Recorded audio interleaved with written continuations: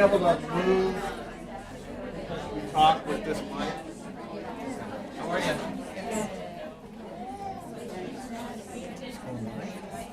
Is the link on the Midwifery page? No, it's not yet, but I texted it to you. Oh, okay. So okay. it's just my phone was just buzzing, so that's fine. I'll shoot it over there. Good afternoon, everybody. If we could have everybody take their seats, we're going to go ahead and get started in just a second.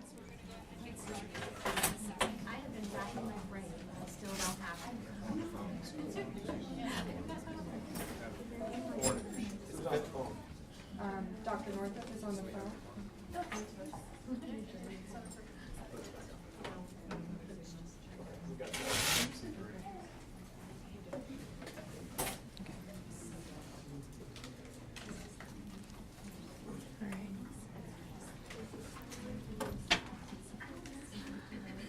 All right, so if I could have everybody take their seats, we're going to go ahead and get started. Thank you for joining us here this afternoon for the second Midwifery Scope of Practice Advisory Committee.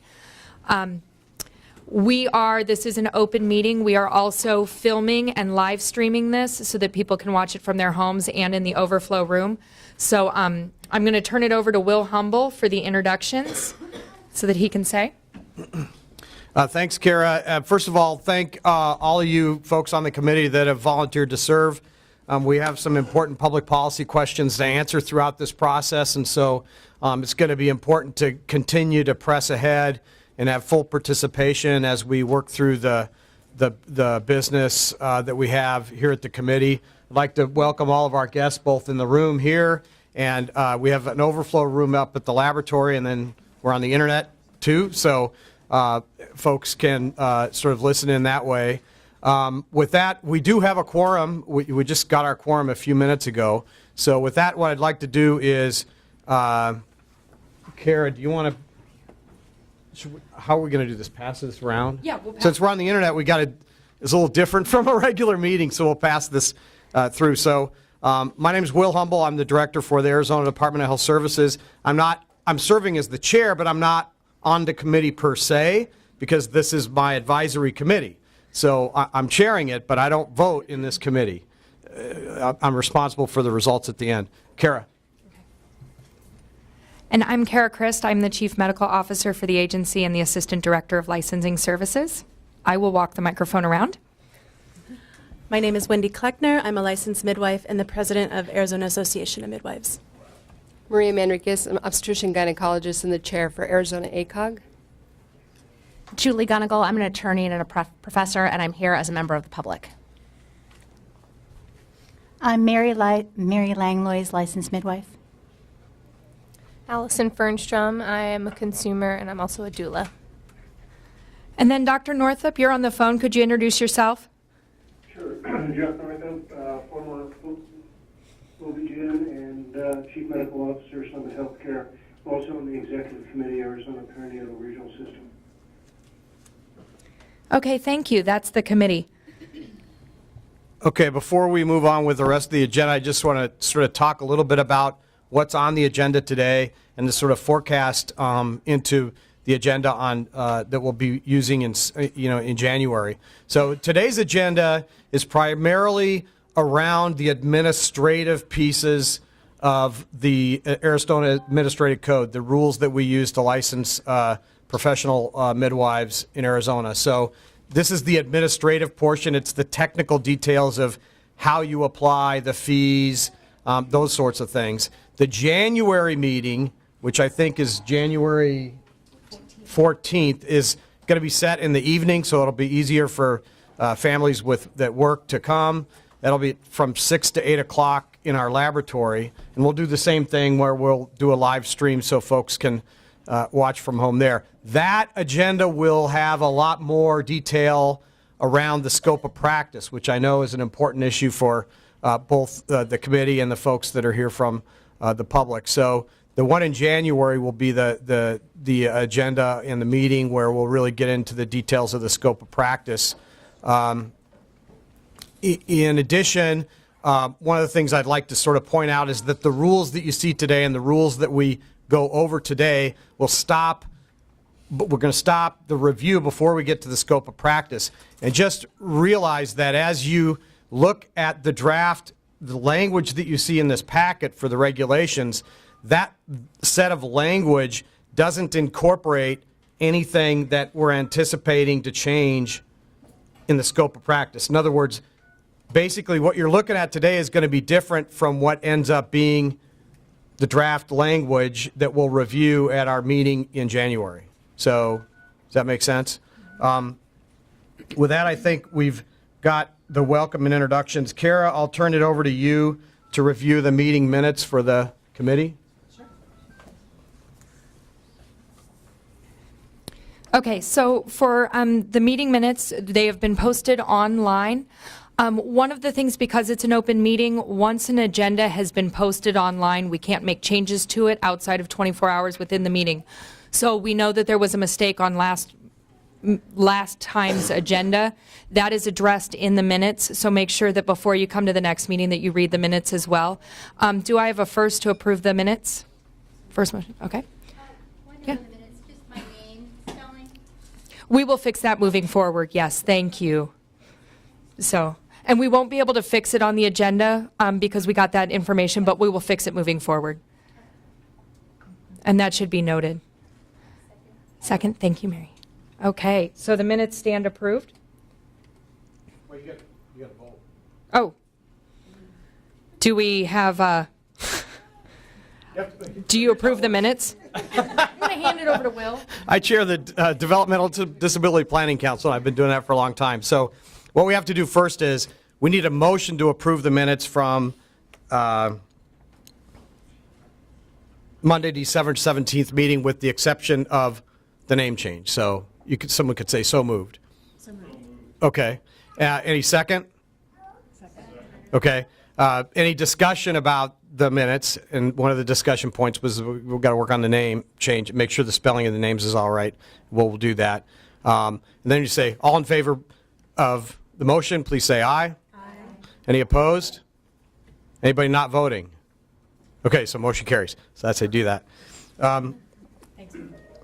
So that's, so we've carried that motion. The next thing we need to do, and this is one of the reasons I put this on the agenda, is because many of the members of the committee haven't been on what's called an open meeting committee before, which is a term in Arizona state law for how you conduct business out in the open. The whole idea that you'll see in the presentation around the open meeting law is to make sure that public business is conducted in public and that nothing happens behind the scenes. So it's a sort of a transparency in government state law that we have. So in order to make sure that we are true to the intent of that law, we're going to have a presentation from our partners here at the Attorney General's office, and I'll let you sort of introduce yourself and talk a little bit about what you're going to accomplish. It's going to be about 45 minutes.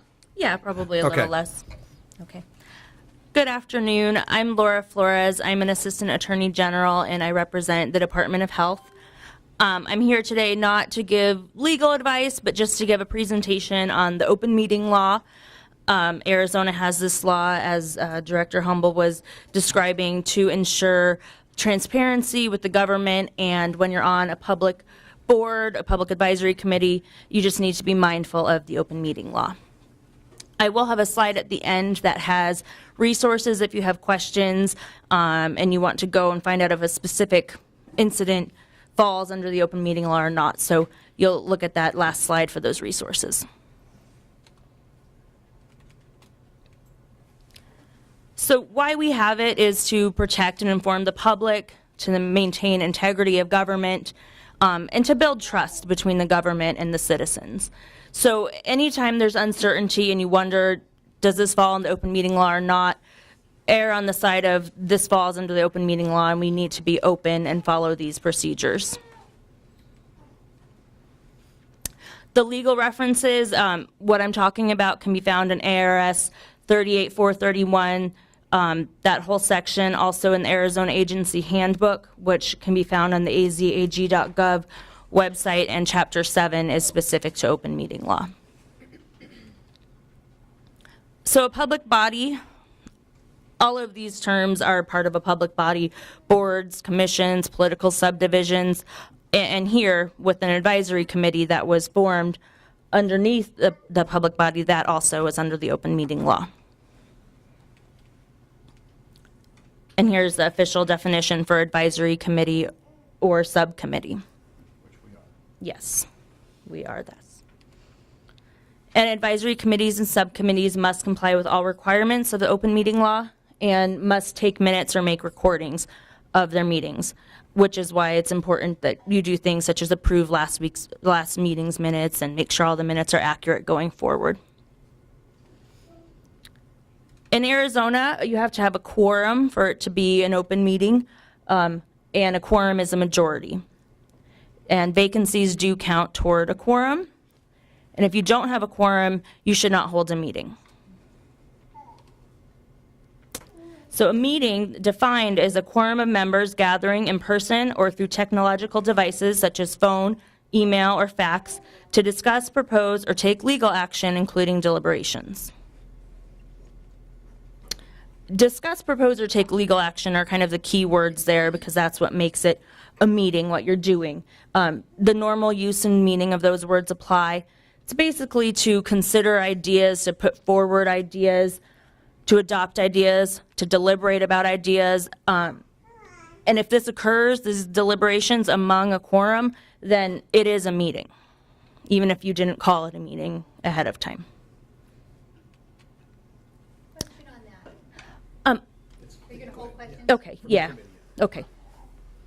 In boards, you usually have to have, well, I know in nonprofits, you would have to have like a meeting, a notice. Yes. So in that one item you just discussed, you're saying if a quorum of us got together, it would be considered a meeting. Yes. But if there's no notice, is there a legal issue there? Because like in certain boards, you have to have a meeting notice. You do, and you'll see you have to post the notice ahead of the meeting, 24 hours ahead. So that could be a potential issue if you are discussing things, taking legal action among a quorum, and you did not have that notice, because then the public wouldn't be able to come attend. So, yes. Teleconferencing is allowed if the public body has approved this practice, and it appears in this case we do have some teleconferencing, so that's good, and that's helpful sometimes. The notice and agenda should indicate that there's telephone participation, and the public must be able to hear. The minutes should identify the telephone participants. And if it was all by teleconference, that's kind of where the public access comes into play. You still would have to ensure you had a way for the public to participate.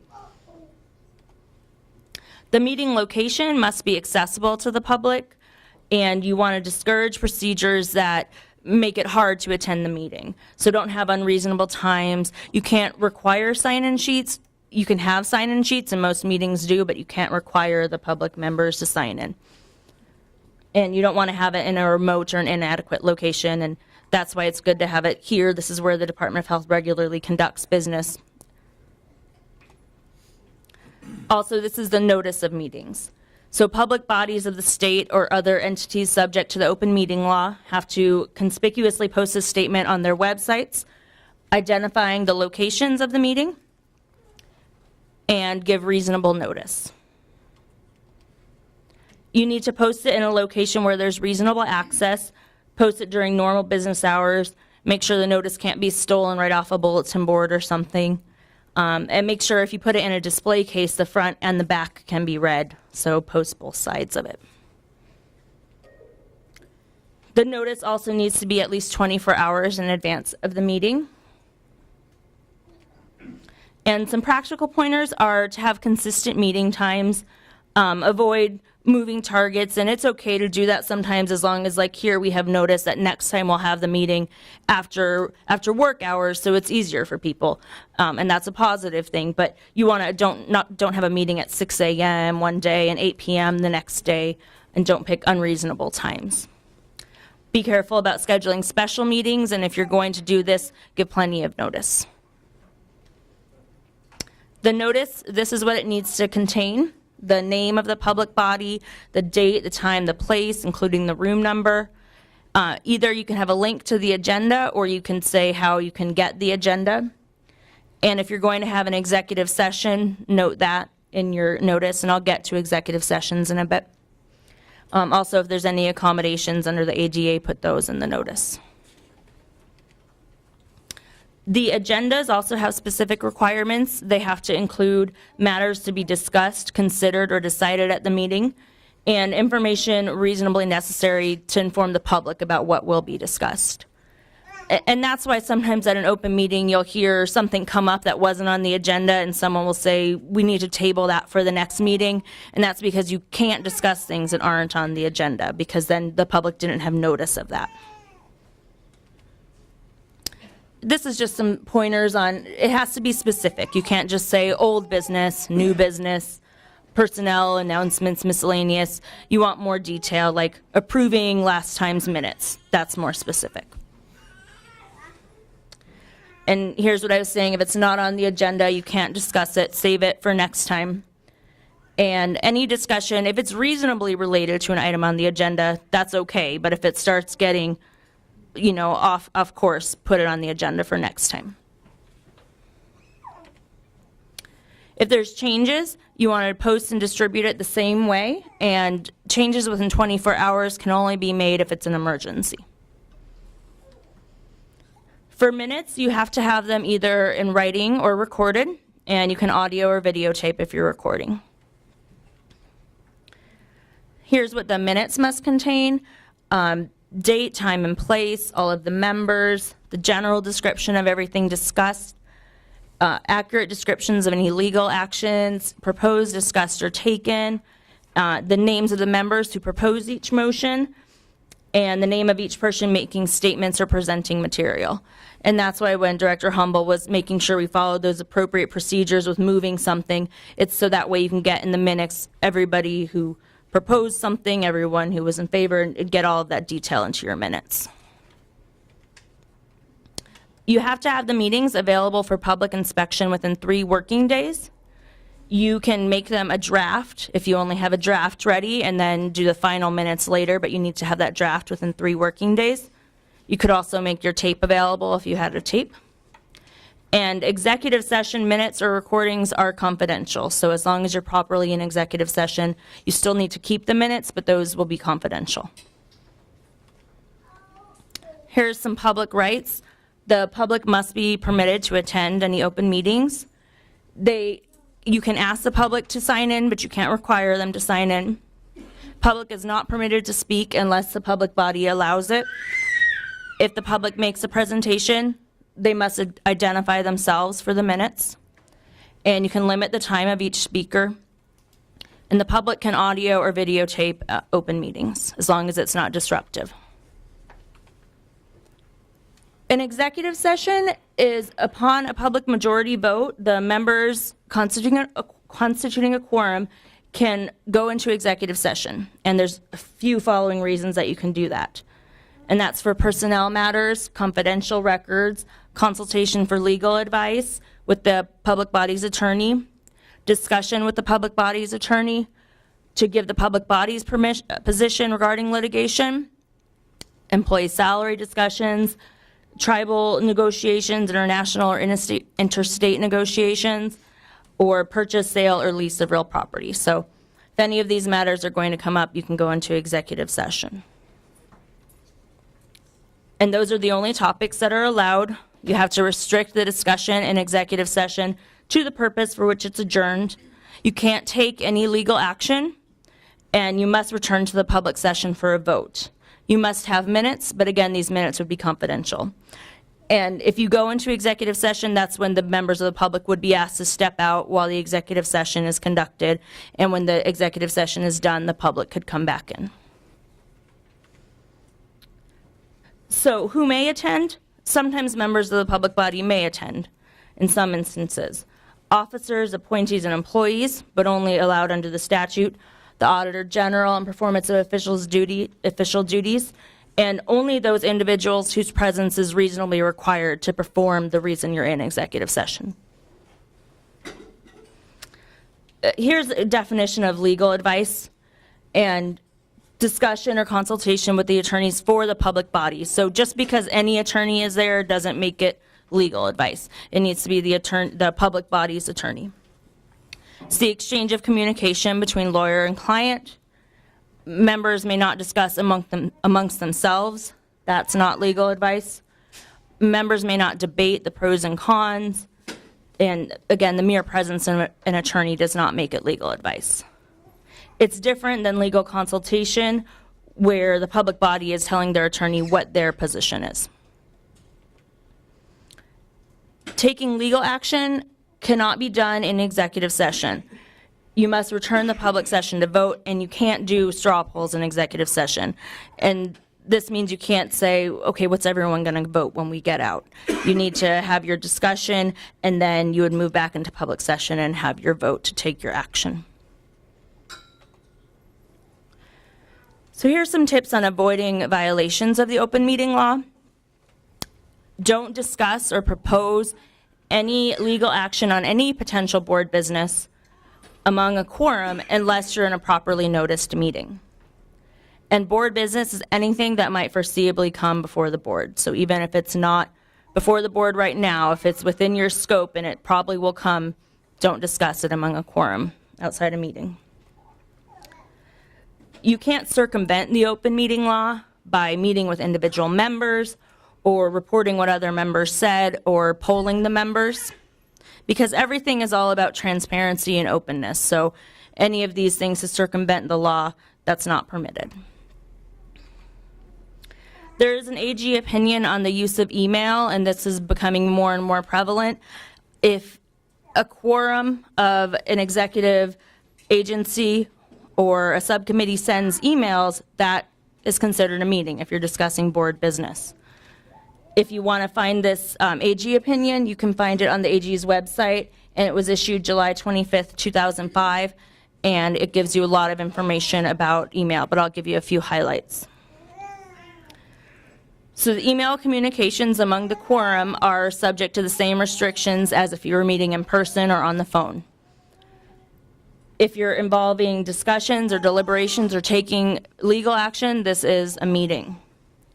Even one-way communication, proposing, hey, we should vote this way, that could be an open meeting law violation, even if there's no response or discuss or deliberation.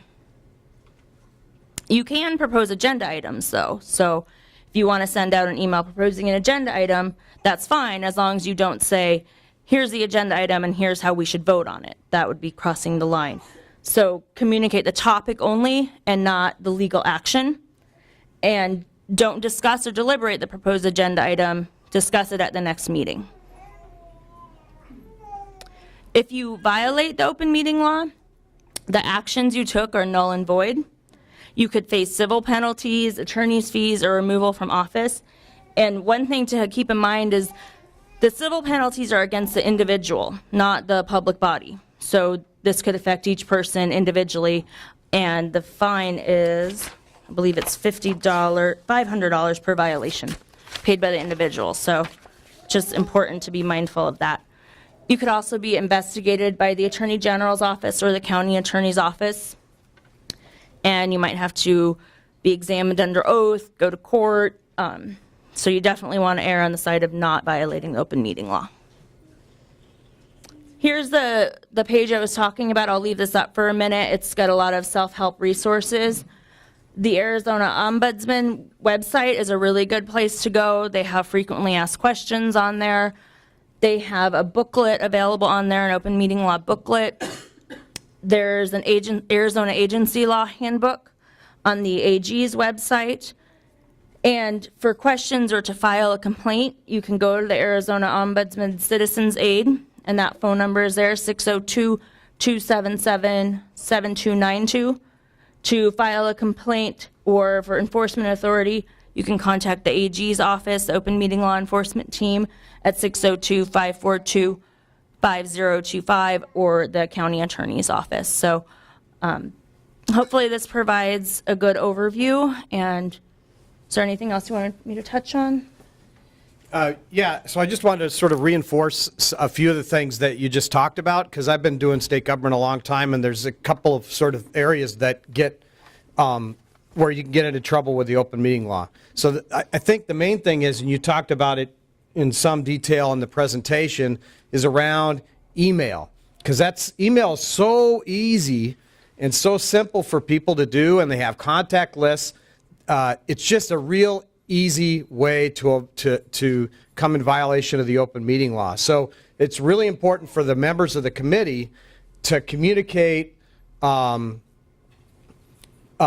just as part of board business when it comes to email. Now, if you have a committee member has some journal articles that they want to submit to the department for us to consider as part of scope of practice and stuff, that's fine. The best way to do that is for someone to send an email directly to Kara, and then, but not copy the other board members, because as you start adding people to the CC line or the 2 line, pretty soon you have a quorum.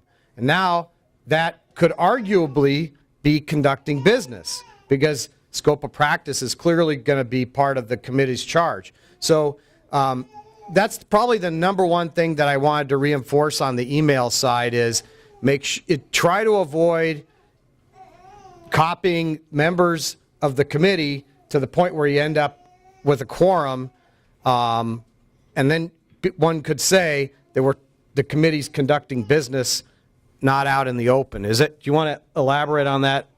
No, I think that's a very good point. You definitely want to you have a point of contact with the department, so if you do want to send an article or something like that, you can just send it over to Dr. Christ. And again, you don't want to circumvent the open meeting law by only copying one person if what you're trying to do is copy everybody. If there's something you want to talk about with everybody that is board business, just suggest the agenda item and put it on the agenda for next time. So. Yeah, you can. So you put it on the agenda for discussion, but then you don't actually discuss it. Dr. Martinez, do you have a? It's me, Enriquez. Sorry. It's all right. That's kind of contradictory to what was explained to us last meeting. So I'm glad you clarified. But last meeting, it sounded like if we were going to include everybody on the committee, and that we could not talk among the committee members, but if we wanted to present something, so clarify that. But that's somewhat contradictory to what was stated. So I noticed that some of the members did send materials and everybody, and that's probably why. Right. That's one of the reasons why I wanted to make sure that we had this presentation, so that before we got too far, really at the beginning. I know we should have had it in the first meeting. What we just did should have been on the agenda for the first meeting, but it wasn't on the agenda, and so we couldn't, by the time I noticed it, we couldn't add it to the agenda. It was too late, so we made sure that we put this on the agenda. But I think this is an important topic. Do you want to add any more around the email? Because it's a really important thing, and it's real easy to slip up with that. Yeah, I mean, I think if you keep in mind not to include the quorum, you'll be pretty safe, and not to go around talking about it in an open meeting, basically, is that you just want to make sure everything is out in the open. And remember, it's all because of transparency. And if you're just sending emails back and forth, obviously the public isn't a part of that. So if you keep that in mind, I think that will help guide you there. You can look at that AG opinion if you want to read some more. You can look at the some of the websites here for some of the frequently asked questions, but basically, I think if you keep that in mind, you should be good with the email. This is Karen Holder up in Flagstaff. Yep. I'm on the telephone. Can you guys hear me? Yes. Oh, okay. I just wanted to let you guys know I got on about 5 minutes after 2 for roll. And I had 2 questions. One is, my understanding is that we're a select committee, is that correct, as opposed to a committee? Yes, you're an advisory, advisory committee, scope of practice advisory committee. And my experience with some advisory committees is that they're appointed or approved by the governor. Is that different under the Department of Health Services? Well, either way, you would be subject to the open meeting law, whether you were appointed by the Department of Health or by the governor, because it's still the public body. So, but it just depends on how the statutes are written. It depends how the statute's written, how you come about. But either way, you are subject to the same open meeting law requirements. Okay, thanks. I was just trying to clarify the position. Okay, thank you. Yes. So her question was whether you were a committee. Okay. Yes. The question was whether you were a subcommittee or an advisory committee, and it looks like you're just an advisory committee. And then whether it made a difference if you were appointed by the governor or the Department of Health for open meeting law purposes, and it does not. Either way, it's public body, public committee of a public body, so. And I also was one of those that was confused about the rules, so I apologize for my last email. It was about articles. Okay. Yeah, she noted she was also confused the last time, but now the email is cleared up, so. Right. That's why I wanted to have it. So, but one of the questions you just asked about a presentation, and so if you had a presentation that you wanted to give at the meeting, then that would be okay. You just have to get it on the agenda, we'll notice it on the agenda, and then anybody on the committee could put together a presentation. And by the way, for that matter, in an open meeting, members of the public can also put on a presentation. There's some limitations on time, et cetera, that the committee might decide upon regarding the length of those kinds of presentations. But presentations are fine. It just needs to be noticed on the agenda so that the public knows that that presentation is going to happen at the meeting of the public body, which is this advisory committee. So I think that. All right. Well, that's it. Then thank you. Okay. Thanks.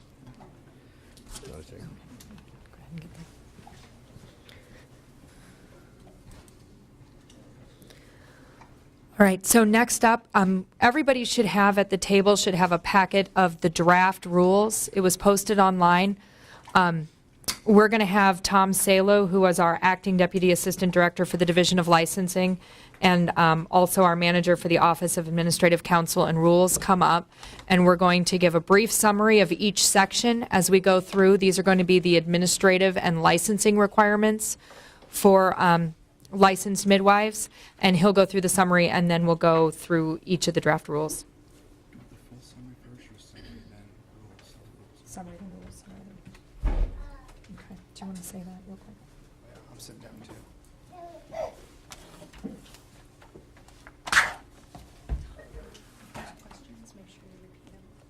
Okay.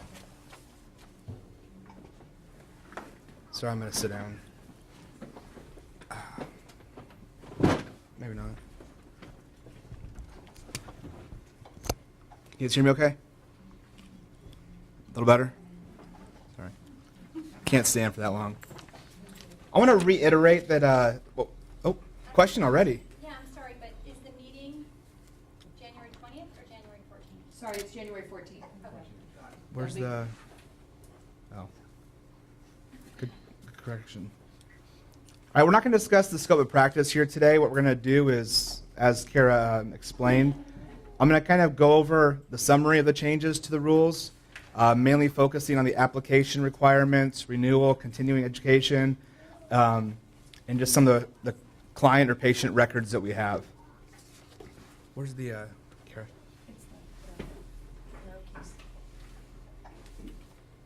Okay. We explained this a little bit at our last meeting. Laws 2012, Chapter 93, which is House Bill 2247, requires the department to consider adopting rules regarding midwifery to reduce the regulatory burden on midwives, streamline the regulatory process, revise the scope of practice, and if available, adopt a national licensing test.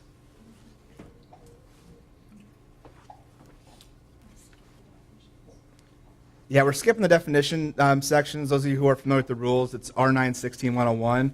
A lot of the definitions applied towards the scope of practice, and rather than discuss some of those changes, we're not discussing the scope of practice. We're going to save that for the January meeting. So we're jumping right into R9-16-102. What's that? Which is, committee, it's page 5.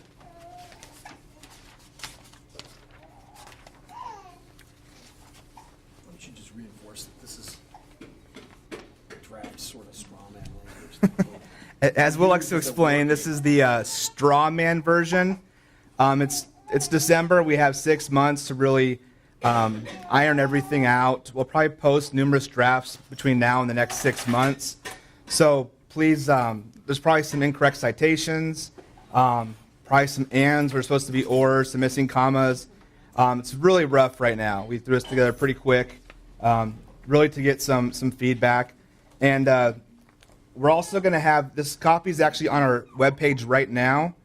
We will accept comments on this draft from the public in general. So please feel free if you see something or hear something today that you may not have time to comment on. We always take comments on our website. So stay tuned. If you have any questions how to get there, just ask one of us. The current R9-16102 provides a list of qualifications for licensure, which includes age, high school diploma, good moral character, CPR, and letters of recommendations. All the requirements in the current R9-16102 are deleted or moved into the application for initial licensure. So what we did, instead of having a separate qualification and a separate application section, we kind of combined them into one to qualify for a license. A lot of these really are to streamline the current process. For those of you who are licensed midwives are going to be, know that they're a little difficult. Takes a lot of time, so we're trying to streamline that according with the bill.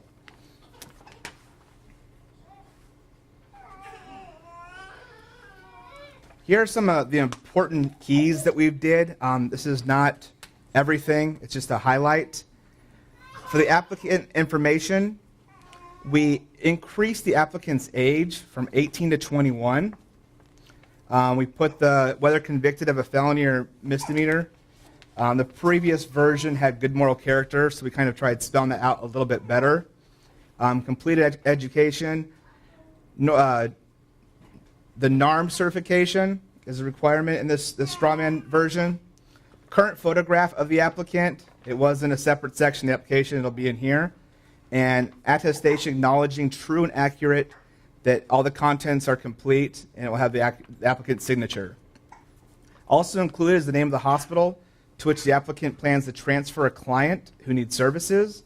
It was in a separate exhibit, and hopefully you'll all be happy if you see all the exhibits in here. They're all struck out, so there's no more exhibits. Yes? When do we have discussion about these items? Raise your hands if you have a question. You're going to do it by section like 102. Yeah, I'm gonna do 102. If you have questions about anything I say, we can. I'd rather have, do 102, take discussion, and then before we move on to 102. After 102? Yeah. Okay. So just a few minutes. No, during. Okay. Do you have a question on 102?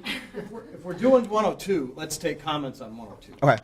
Do you have a comment on this so far? Anybody in the committee? What you just stated about the name of the hospital to which the applicant plans to transfer. We go all over the valley and virtually every hospital. So to name a hospital would be to name all the hospitals in Arizona. It says the specific language is the name of the hospital to which the applicant plans to send a client who needs services outside a midwife's scope of practice.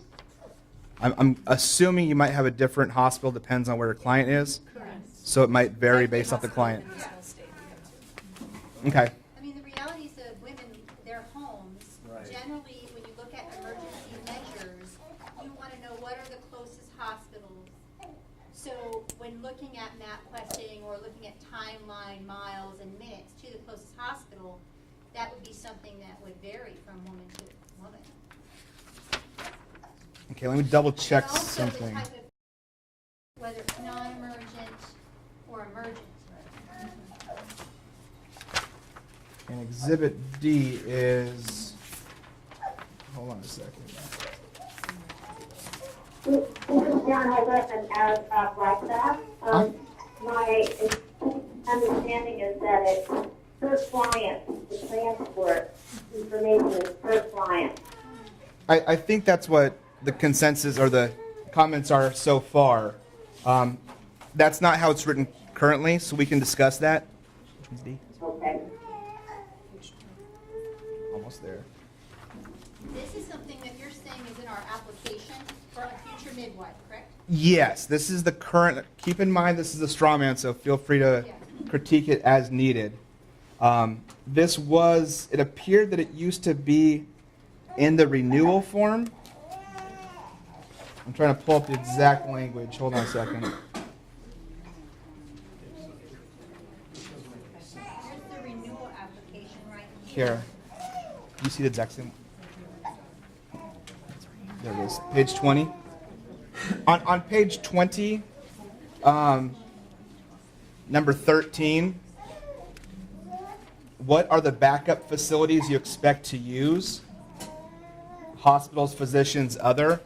I'm not sure what was put, or what is put currently on that as part of your renewal application, but that's where it was taken from.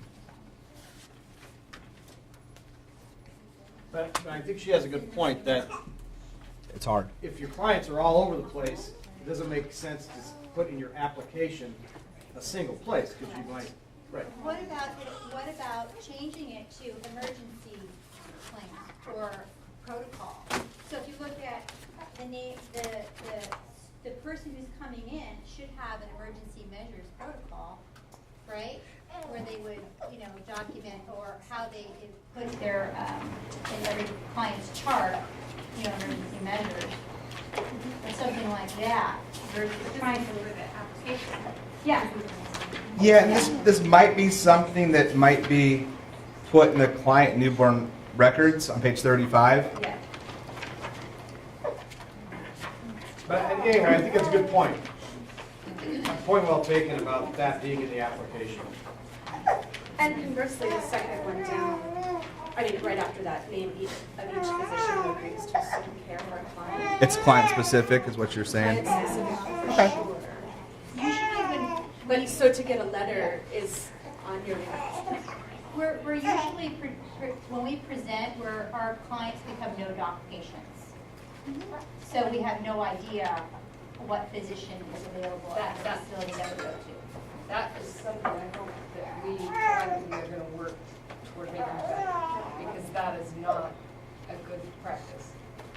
So wherever we go with this, we definitely, that is not a standard, that's sort of standard.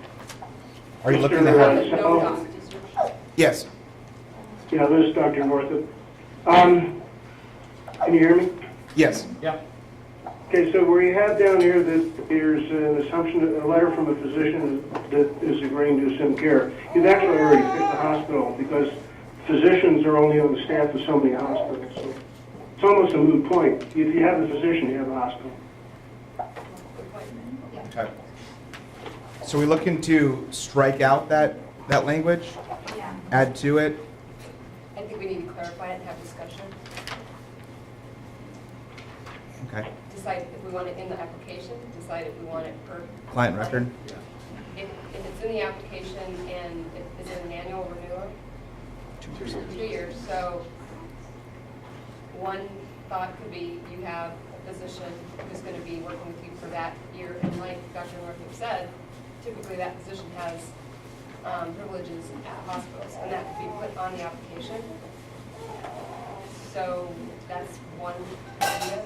The other is if you're having to move from area in town, you may have multiple physicians. Again, they all have specified hospitals that they have privileges at. So I'm not sure that it makes sense to put it in the application rather than in each client report, but that leaves ambiguity. And it makes it look like from the offset, we may not have a plan on transport and coverage. The question was that third bullet point from the bottom, name of each physician who agrees to assume care for a client, and a letter from each physician attesting to agreement to assume care for a client. It's pretty confusing putting in the application section. It may be more relevant to put it in the client records and have it on a case-by-case basis. Depends on where the client's located. I'm not sure, and I think that's what we need to discuss. Not to completely go away from this very important topic, but I'm going to use another example just as a for instance. There are licensed practitioners that do laser treatment. They have to have an identified position on their application.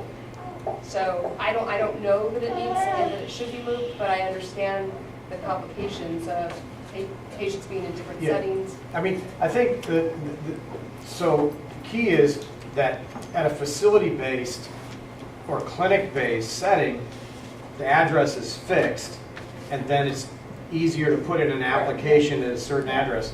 But the nature of home births is that it's all over. So we have to figure out a way of solving this issue without, it doesn't make any sense to put it in the application because, but it does need to be included so that it solves So I have the a transition. question. If you don't have a physician, would that mean that midwife could not be licensed? If she does not have, he does not have a physician on the application, even if that changes with time, does that mean the person would not be able to be licensed? Keep in mind, this is just the rough version. Yeah. If But it were those are to questions go I'm into having effect that are out as, for discussion. I'm not saying yea or nay, I'm just saying, I'm asking. with how it's written right now, without having a name, would be an incomplete application, yes. Which is why we're going to discuss it a little bit more. Well, we need to I mean, I'm a licensed midwife and I don't work under a physician when I'm doing home births.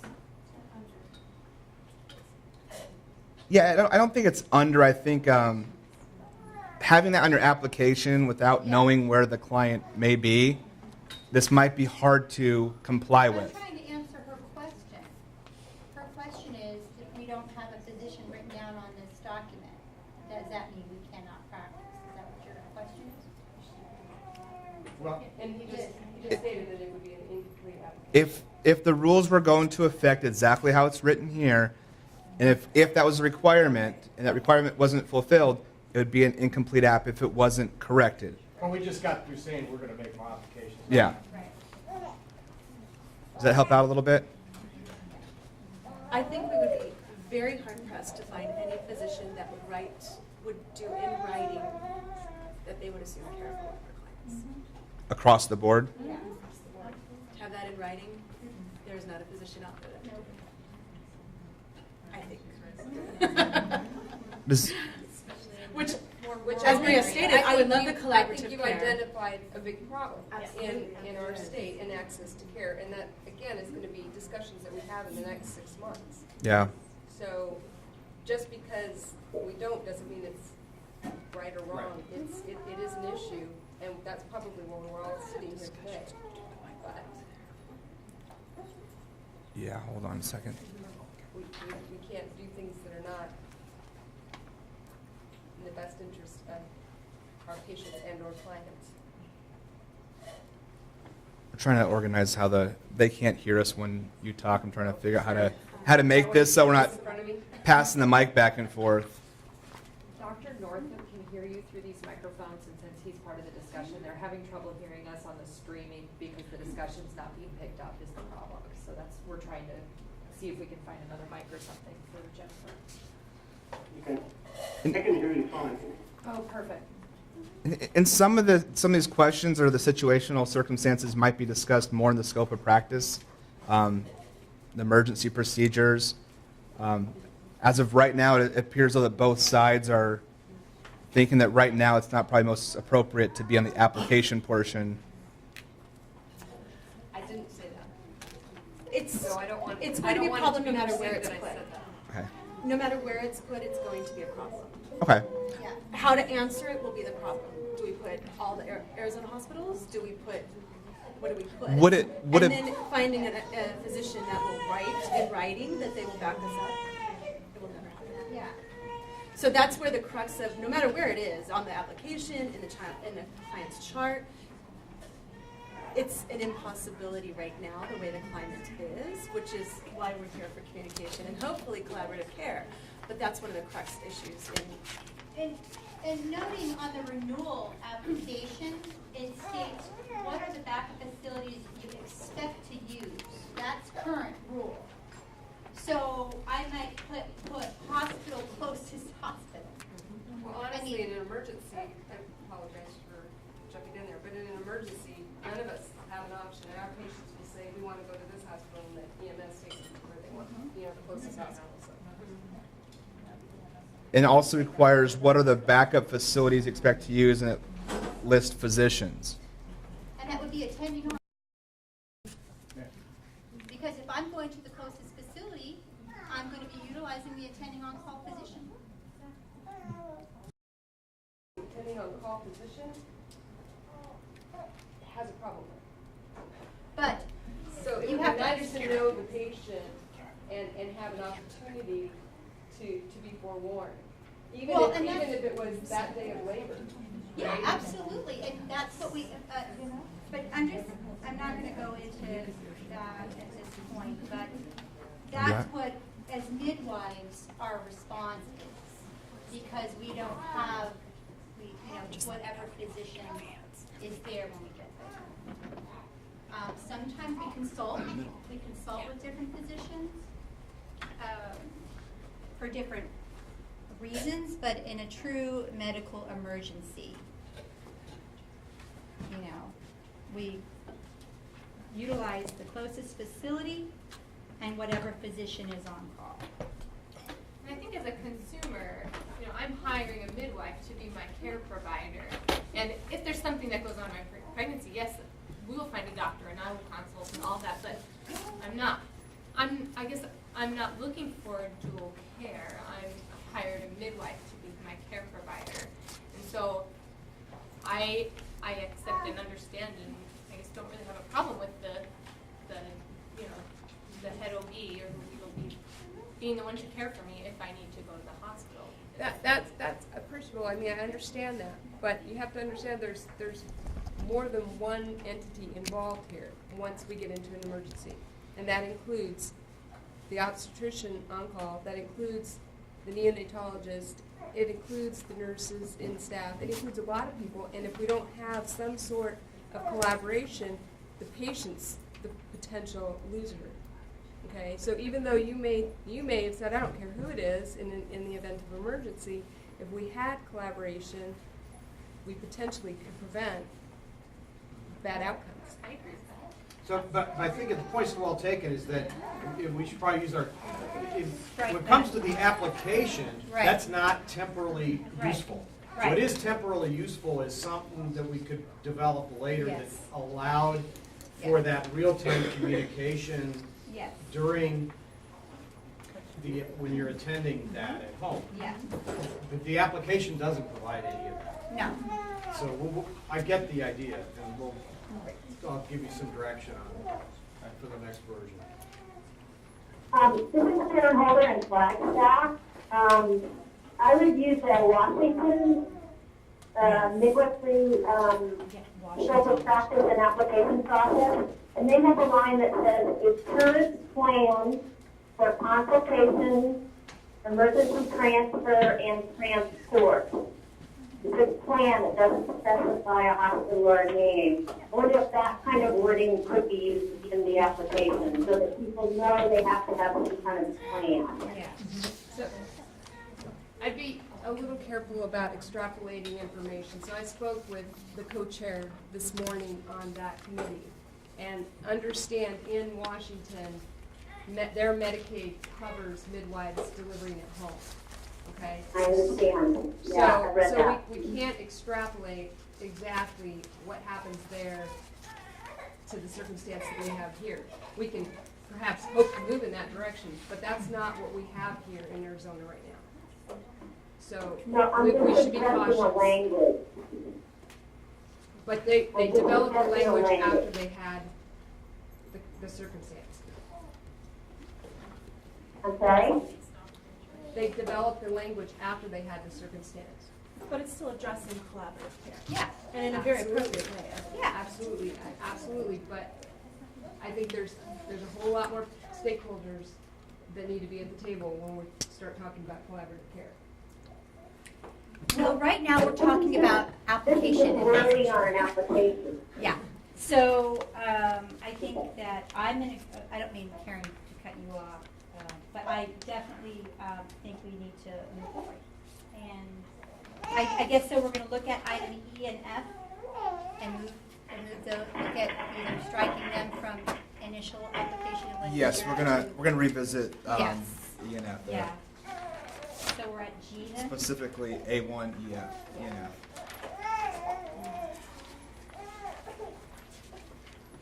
And then I think we're stuck on the second to last bullet point. Whether the applicant agrees to allow supplemental request from the department, and then the application fee, the non-refundable testing fee. So where are we Oh, on what's this the one? choice? I'm kind of looking at, I'm trying. This is the summary. I was going to kind of Oh, okay, summarize this is the everything, summary, all right. and then jump into the actual line by line, Yeah. if you wanted to. I'm trying to go down the line by line. And 102 also adds for the jurisprudence test notification of eligibility, including the licensing fee, which was moved from section 105. The test requirements, and we can get more specific once we review that line by line. Oh, you know what? I wanted to bring up item number 6, because this was brought up in our meetings. Under number 5, where it talks about the high school diploma. Uh-huh. Documentation that the applicant is certified by the North American Registry of Midwives as a certified professional midwife. And I think in our description, our report we have put together, or the national standard, because that might change. That was one thought, that I think if we look at our graph, and we were talking about how sometimes things change over time, and it's taken so long for us to get our rules revised, that in that dialogue, we had put, The name might change. keep current CPM or equivalent.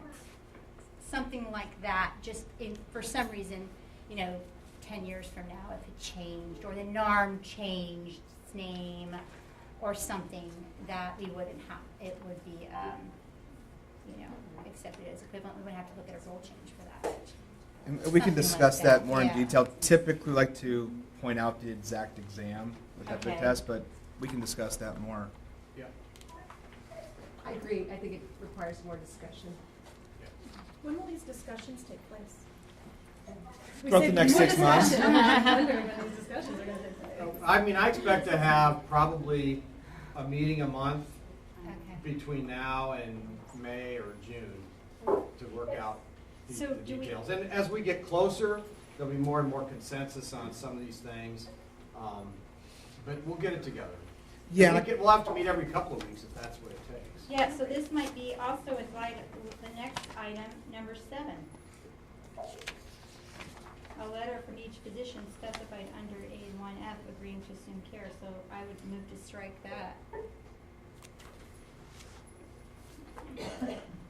That was part of what we were talking about earlier. Yeah. Yeah, it's part of That's tight.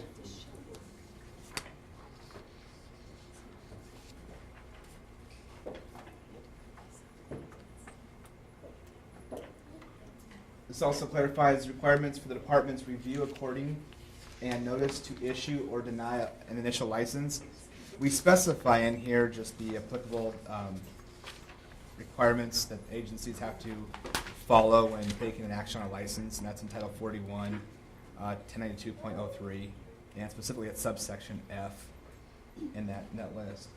I think that was the last of 102. Okay, so let me do a big picture on 102 real quick. So stepping back for a second from the details. There's basically the structure that you see in the application in 102 is the national, the NARM, okay? Right. So you either pass the NARM, and once you pass that, and you have the certification, Yeah. then you have to pass the jurisprudence test, which basically What's the rules?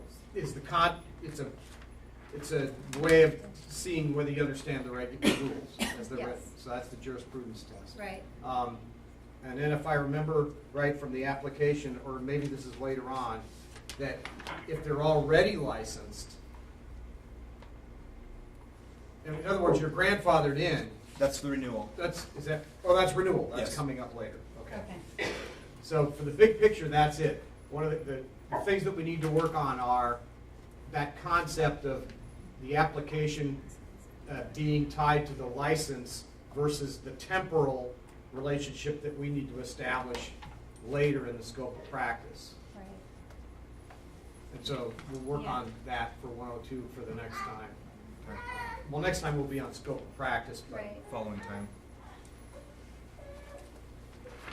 Any other comments on 102?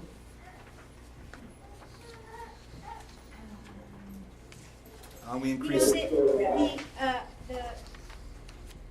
I'm looking at the number 4 on page 7. It says shall score 80% or higher. Yes. Oh, that's on the jurisprudence test. That's not related to NARM. Okay. Yeah, it's not the norm. Okay. I am wondering why the age changed. Why did it go from 18 to 21? Is that a NARM requirement? I don't believe so. Is it a norm requirement? I don't believe it's a NARM requirement. I think 18 is. Do you want to have some discussion on I mean, that? that's an important thing to Yeah. talk about, Yep. I think. Yeah. Do you have, what's the committee, do you have any idea? I think. What does it say on NARM, 18? Have all of our applicants been over 21? Every applicant during your time? I think I that know was. of 2 that have been licensed under 20. Denny, his daughter, and.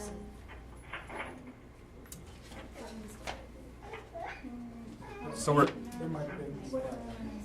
we're discussing the increase of the applicant's age requirement from 18 to 21. Let me just sort of editorialize a little bit on that. One of the things that we've been doing, this midwifery rule is something that might be your first experience with rulemaking with the department, but over time, we have in general, through many of our licensing programs, been raising ages to 21, like in childcare. Did we raise it to 21? In healthcare. In our healthcare rules for behavioral health facilities, I mean, one of the things that we've been doing over the last couple of years with our rule regulations have been shifting from 18 to 21 because of the level of maturity. But I'm open to ideas. That's why basically it moved from 18 to 21. That's sort of a standard practice under in my time in director. But I'm open if you think that. I'm open to alternatives if you think it's if you think that's worth. I do think there has been in the past people that have wanted to that have been under 18. The one that comes to my mind is Mary Gibson. She's a midwife's daughter, and so her whole life she grew up with it. She started apprenticing in her early teens and was able to sit for the exam. I think she was right at 18. Correct me if anybody. I mean, but point's well taken. If NARM says 18, Yeah. and we're accepting I'm looking NARM. through NARM. It doesn't give an age, but it This- says the apprenticeship typically lasts from 3 to 5 years. So you figure if they Yeah, have to but have even- a high school diploma, reading about it today. and it takes that time. Right. I don't see it. Not necessarily. Well- Like her GED. Like she was homeschooled. She got her GED when she was 14 or 15, and then apprenticed with her mom basically her whole life, really. And so yeah, I mean there are some exceptions to the rule, which I think if NARM doesn't require it, I would propose us keeping it 18 just because there has been experiences in the Or past. just strike it, because mean, if they come in a CPM, If our door in is NARM, yeah. then we have I just leave it.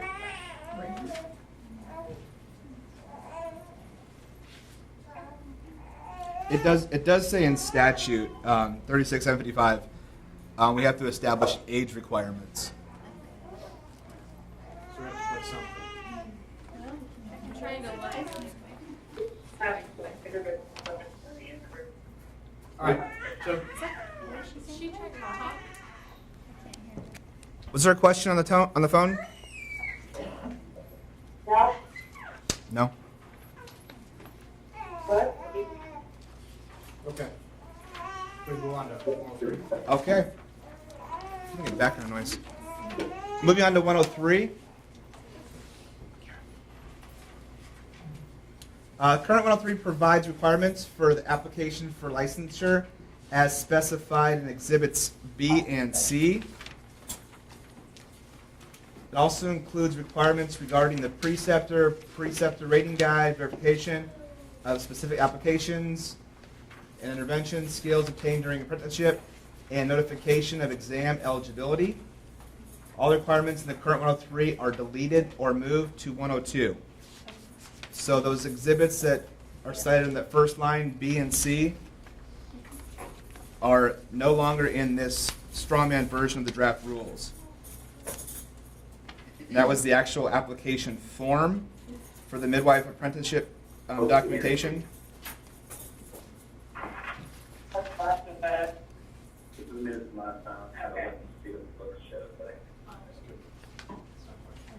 Okay.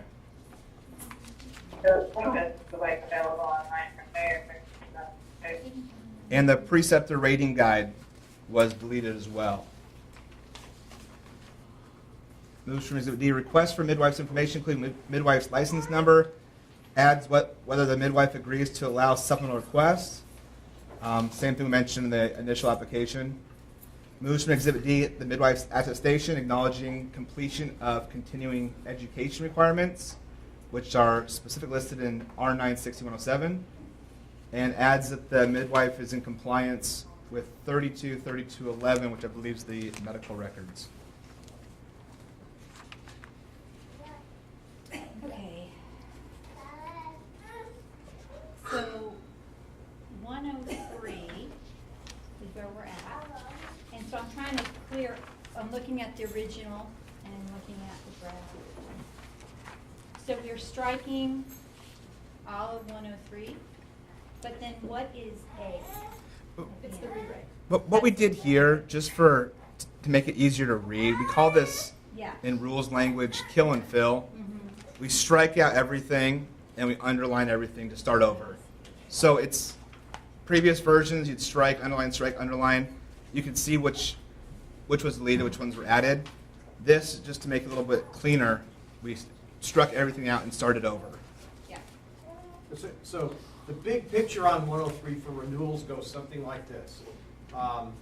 If you're a current midwife, if you look at 2B on the bottom of page 9, if you're currently licensed as a professional midwife by us, then you go to renewal and you don't need to go to NAR, right? Correct. What's the 1999? I believe that is when we adopted the NARM as our exam for the state.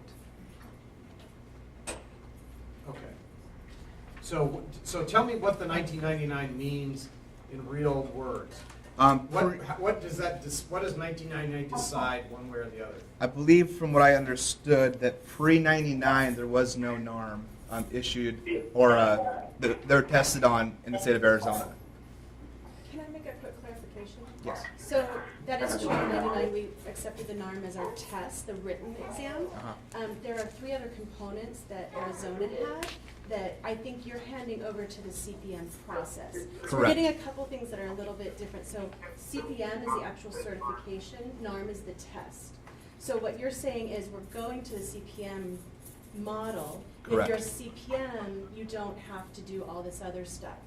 But what I'm questioning right here is if I got licensed in 1989, that means I don't have to become a CPM right now, and you'll just accept my LM? Or, Correct. But if I were licensed in 2000 and I'm not a CPM, I'm just an LM, does that mean I have to become a CPM? The clarification here is if you were licensed by the agency before 99, all you would need is a documentation of your license. Okay. Because after 99 you took the NARM exam. But that doesn't mean I became a CPM. Correct, because there's those Right. different components to the NARM exam, Right. which now, moving forward, is the CPM, Okay. which we are adopting. So if I was licensed by the Arizona Department of Health after 99, I have to turn around and become a CPM in order to keep my license No. here? Okay. You pass the NARM, after the effective date of these rules, you would need to be the CPM. Because this is renewal, remember.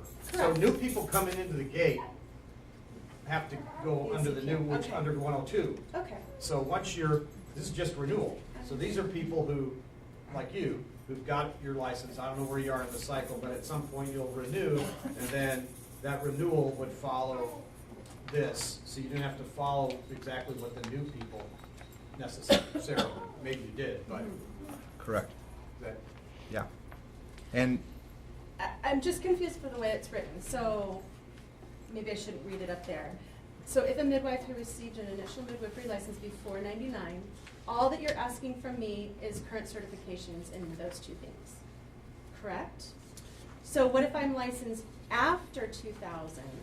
Then I don't have to turn those things in, even though I'm not a CPM? I think we need to clarify. I Yes. understand what you're saying. Okay. It looks like you have to be a CPM after 99. Right. That was not the intent. Okay. It was that you passed the NARM exam between then and the effective date. Now, my confusion lies on page 9. You're saying this is renewal, but it's, this piece that you've added is all under application. Renewal application. Okay. I'm a little lost. Yeah. The title of 103 just says renewal. Yeah. It's a renewal application.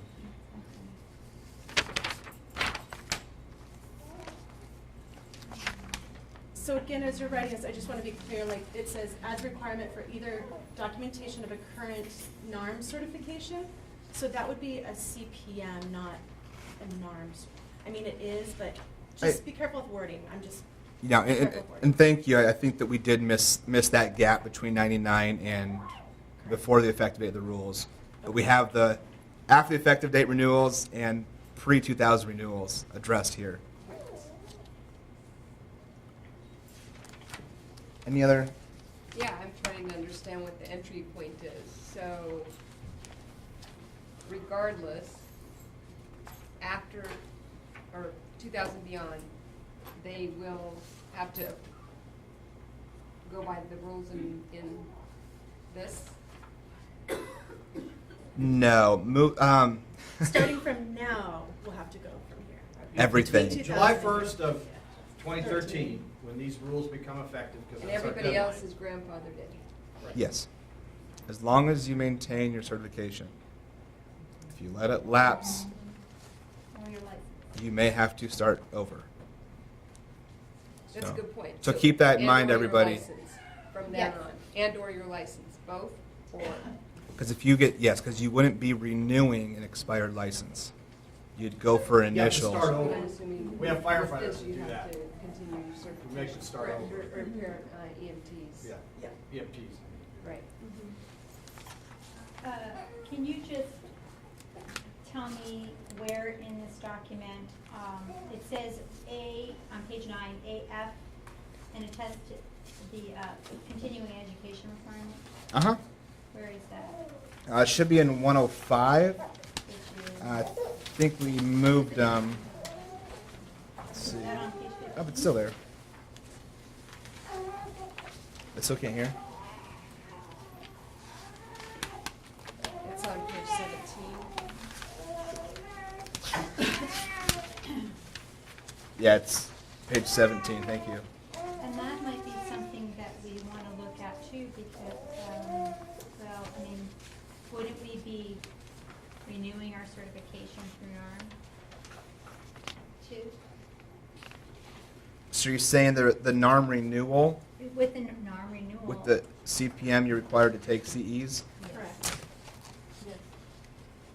Do they specify which, I mean, they're pretty liberal in this application. Do they specify? NEEC, nurses, docs, yeah, Yeah. it's the whole, it's pretty much this list that's right there. That It's we're the same referring to. list. Pretty much. Yeah. Then it probably doesn't need to be changed. So you're saying if you have the CPM, Yes, and maintain the CPM, which we would be required to do, right? what about the Or- ones pre-99? That aren't. And I think that was the intent, was to allow, if you're already doing it for NARM, you already met it. If you don't have the CPM, excuse me, if you don't have the CPM, you'd have to take the 10 hours specifically on page 17, 105. So it might be a duplication for some, it might be the only requirement for the ones who were licensed pre-2000. So maybe that can be worded in there? so that I don't have to do NARM CEUs and an additional 10? Not that I mind, but some. But NARM CEUs includes everything here. Yeah, okay. So You wouldn't have to do use them, twice we'll as do- much. You would okay. just, Put it in that renewal application. Yeah, yeah. yeah. Is that I think so. better?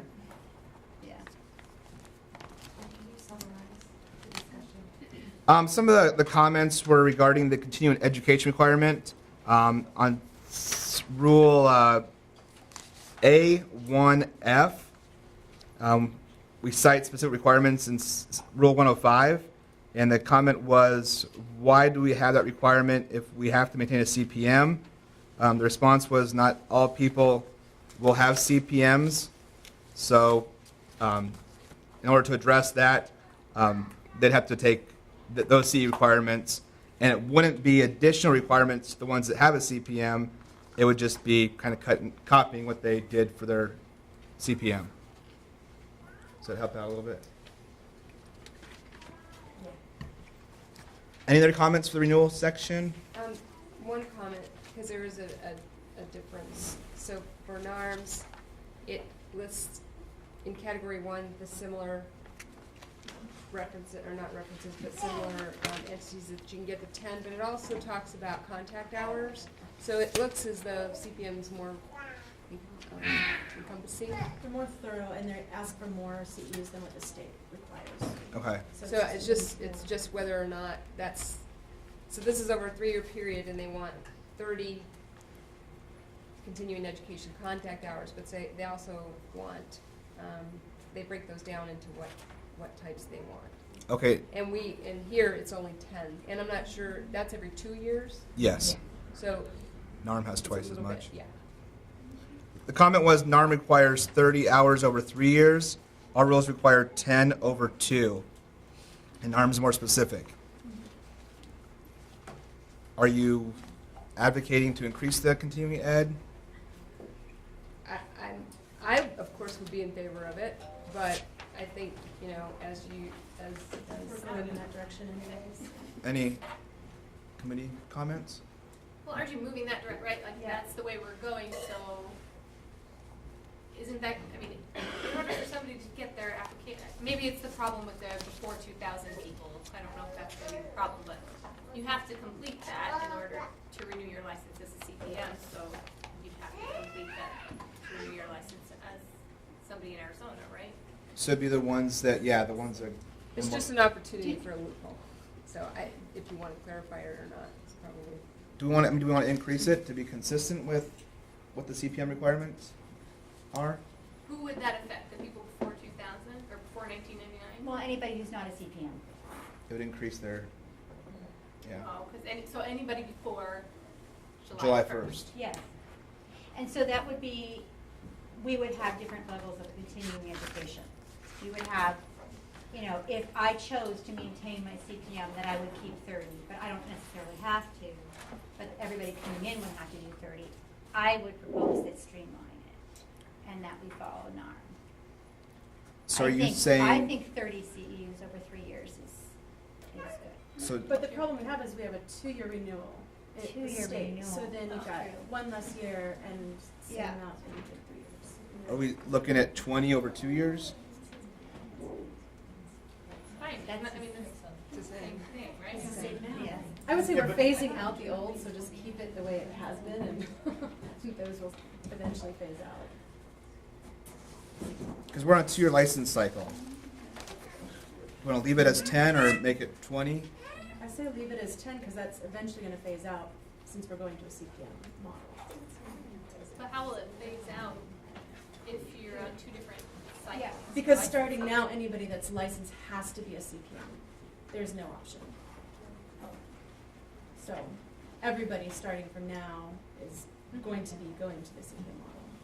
So the ones that are licensed after July 1st would have to do at least about 10 hours a year. Yeah. The ones who are licensed before that date would have to do 5 a year. You should make it the same all the way across, y'all. Oh, committee. This is for the committee only, sorry. Oh. We'll take comments later on from the public. I mean, I personally just think it makes sense to leave everything streamline, right? Yeah. That's what we're supposed Let's- to be doing, then Yeah, let's figure out, I streamline think the the process. committee's got consensus that we want this thing to be administratively easy and consistent with the national standard. So let's try to make that work with the 2-year cycle that we've got. So 20. Yeah. Consensus? I agree with that, because we're Karen hold it up and like that. I think consistency is important. So 20? I notated that on page 17, because that's where the specific requirement is for 105. Any other comments on 103?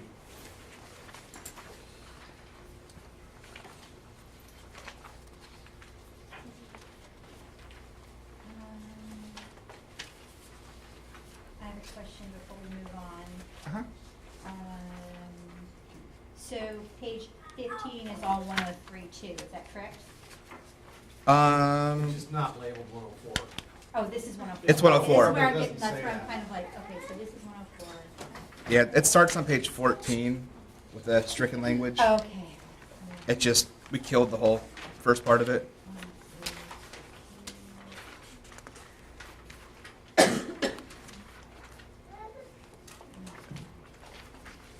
Okay. And then Exhibit B on page 11, it's struck out.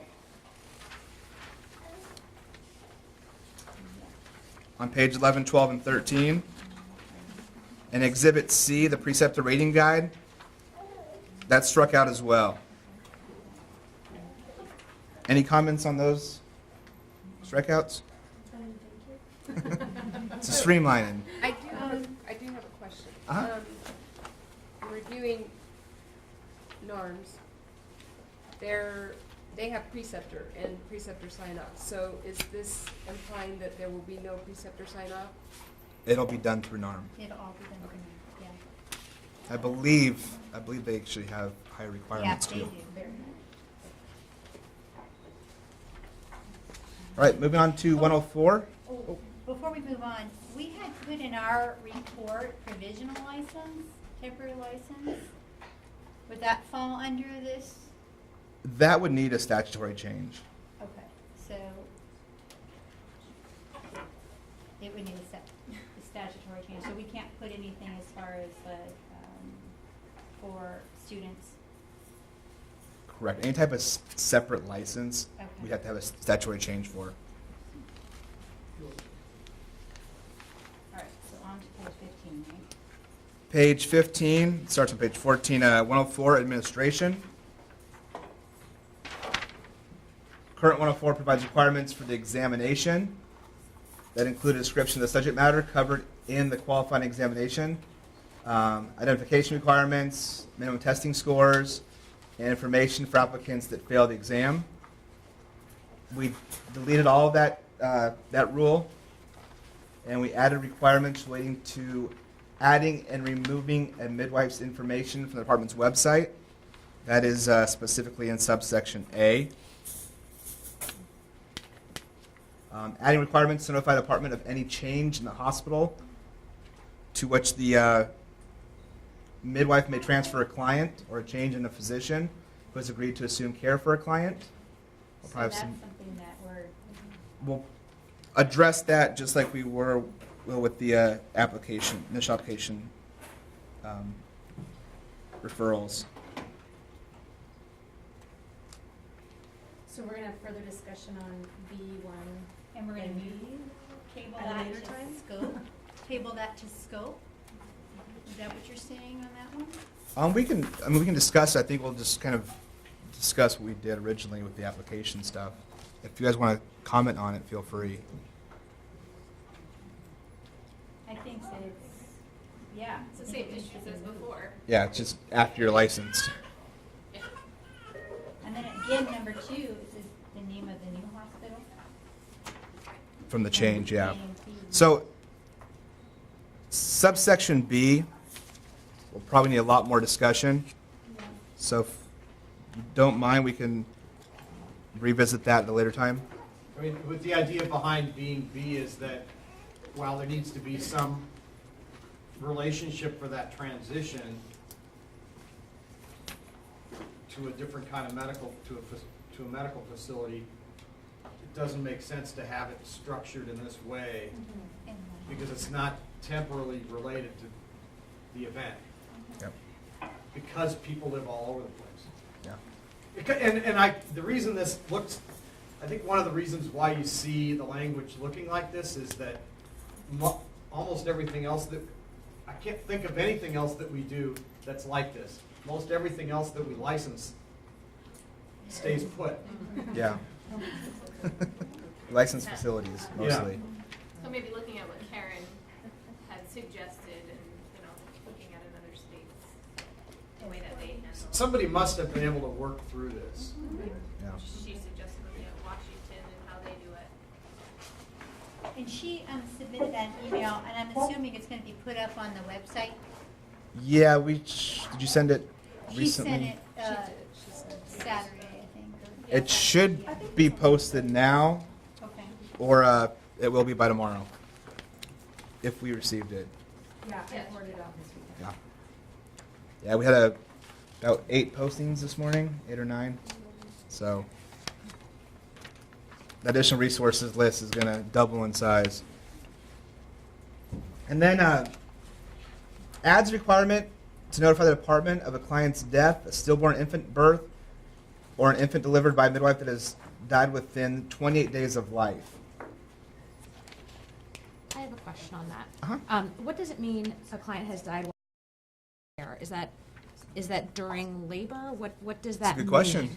I think Because potentially a client who dies in an unrelated automobile accident now within 5 days. comments from the committee? I would just question why. What's the purpose of it? I think it's important to keep in. So, I mean, we need to know, I still haven't heard, I had a request from the last meeting, how, other than birth vitals, we have no way of peer review, or at least I haven't been included. You might have somewhat of an answer right here from Kara. Peer review. So how does your governing body know that midwife A has multiple events and midwife B, C, and D don't? We should have that data by the next meeting. We developed a database, and all the couple thousand of reports are being input right now and will be analyzed before the next meeting. So, Based off your question from the previous Based meeting. off of that. So, again, it's just a peer Without data. opportunity, which is included in one of the many documents. But part of the reason why you don't have peers because you're not a licensed midwife. We do have peer review. We do have peers, so. No, I mean, over us. No, I know, but how, the question to you was, how, or not to you, but how do you, Yeah, how do you do peer if you don't keep those data points? reviewing that, and her question was, the requirement is the client has died while under supervision of the midwife's care. What did we mean by that? Do we mean based off of during labor, any of the visits, or an automobile accident? So when you're in your standard practice, when you're helping and attending a birth and stuff, like what, do you come back for a month, or how, is it a week? I mean, how often do you come back? For I 6 mean, weeks. it probably depends. Yeah, well, we have a 1 day. There's certain rules right now that are defined, like a 1 day, a 3 day, whether we go back at the 24-hour, whether we go back to the 72-hour, and then generally a 6 week. So there's generally two postpartums, relative within the first week, and then follow up. So the end point would generally be 6 weeks Yes. on out. Yeah. And we have quarterlies. So that, I mean, one could, for most things in government, you would call that period of care 6 weeks. Because that's essentially discharge. I mean, in the medical, yeah. So then maybe that, Tom, maybe that's a definition. For C1A, Well, under midwife's care. the care? Okay.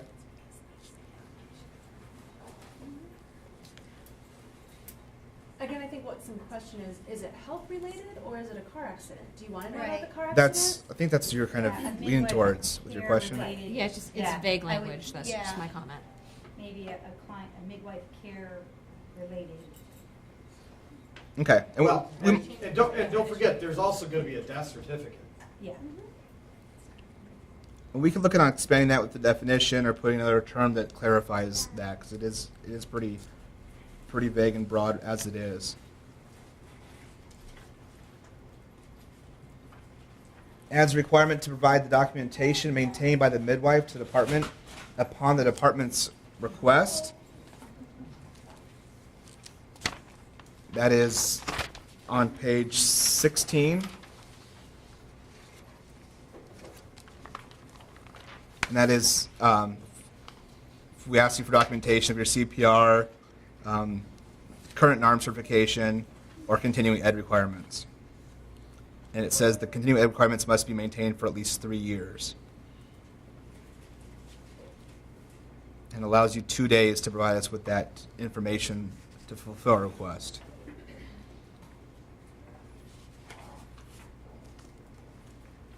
Any other comments, 104?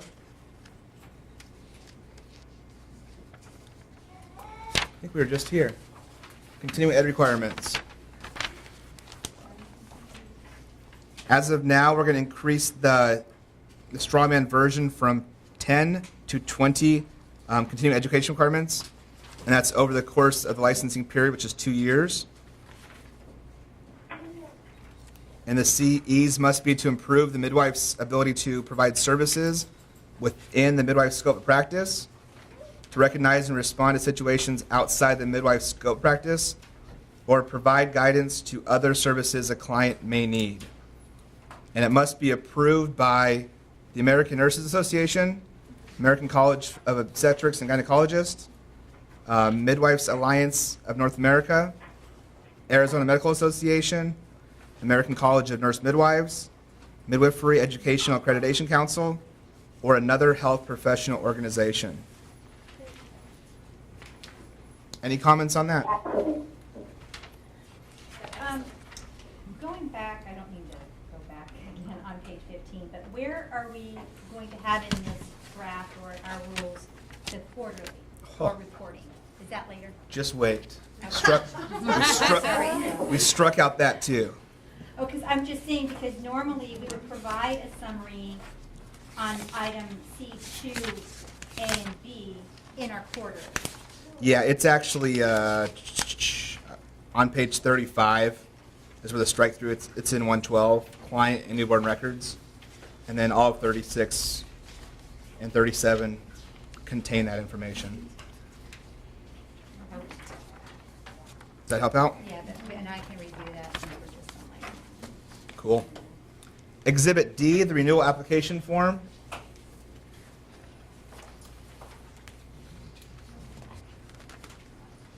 We struck that out.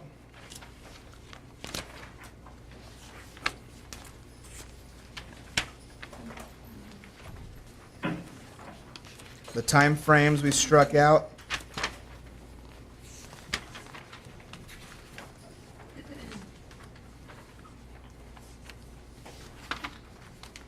And now on page 25, R916-106. This is a name change or a duplicate license. To request a name change on a license or to obtain a duplicate license, the midwife shall submit the following in writing to the department: the name on the current license, the midwife's new name, address, license number, and email address, and as applicable, documentation supporting the name change, or a statement that the midwife is requesting a duplicate license, and a fee of $10. And then it says, once we receive that information, we'll issue a new license to the midwife with those changes on it. Any questions there? I think that's all new.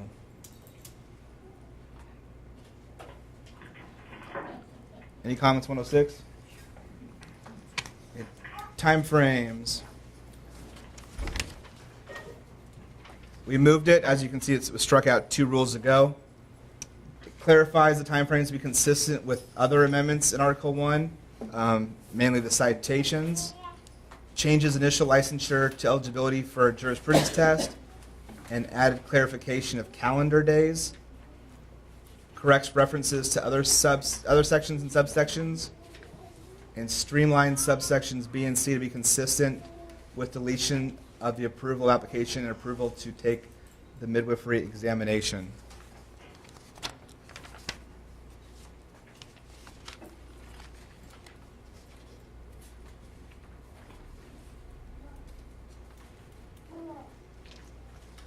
I think the only significant change in here, besides coordinating the change with the other amendments, was reducing the admin completeness review time by 15 days, and we specified calendar days throughout.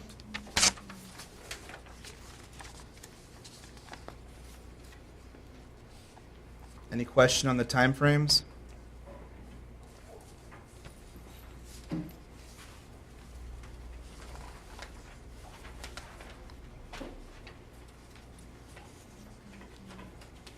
All right, I think we're jumping now. We're skipping over all the scope of practice rules, and we're jumping to 112 on page 35. And this might address your question about the quarterly reports.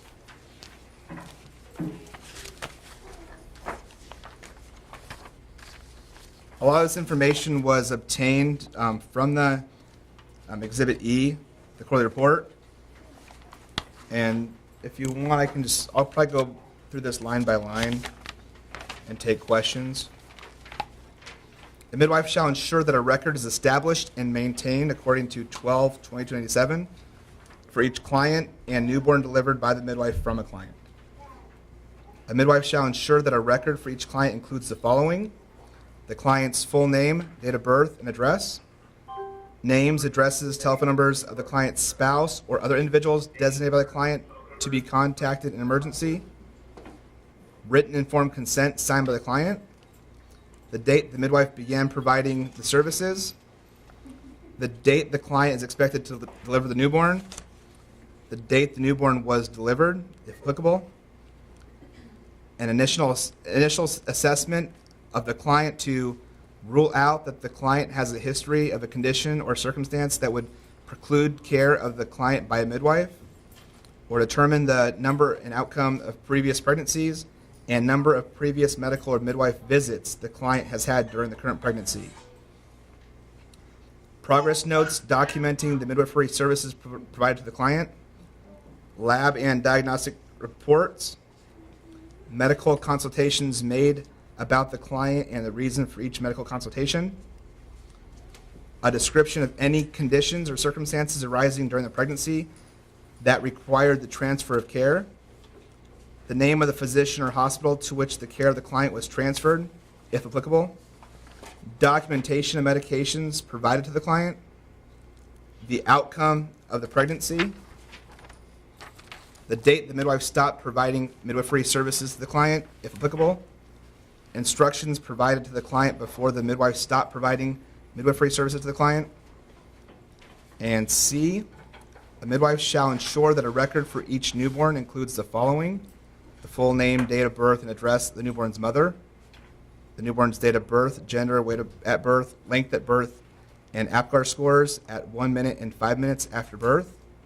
the newborn's estimated gestational age at birth, progress noted documenting the midwifery services provided to the newborn, lab and diagnostic reports, medical consultations made about the newborn and the reason for each consultation, a description of any conditions or circumstances arising during or after the newborn's birth that required the transfer of care, the name of the physician or hospital to which the care of the newborn was transferred, if applicable, documentation of any medications provided to the newborn, documentation of newborn screening, the date the midwife stopped providing the midwifery services to the newborn, if applicable, and instructions provided to the client about the newborn before the midwife stopped providing midwifery services to the newborn.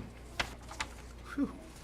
I just one question, C10, documentation of newborn screen, or refusal, if applicable, can something like that be added?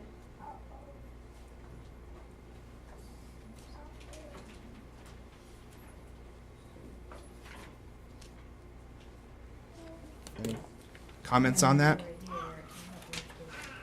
The question was the requirement for documentation, newborn screening, to add or refusal, if applicable.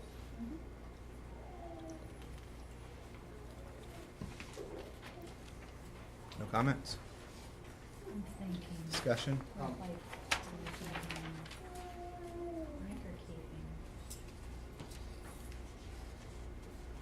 So basically, you're saying the state wants to eliminate the quota, but you want us to submit all of this for every client and every new These client. aren't for submission, is it? It's just our client records.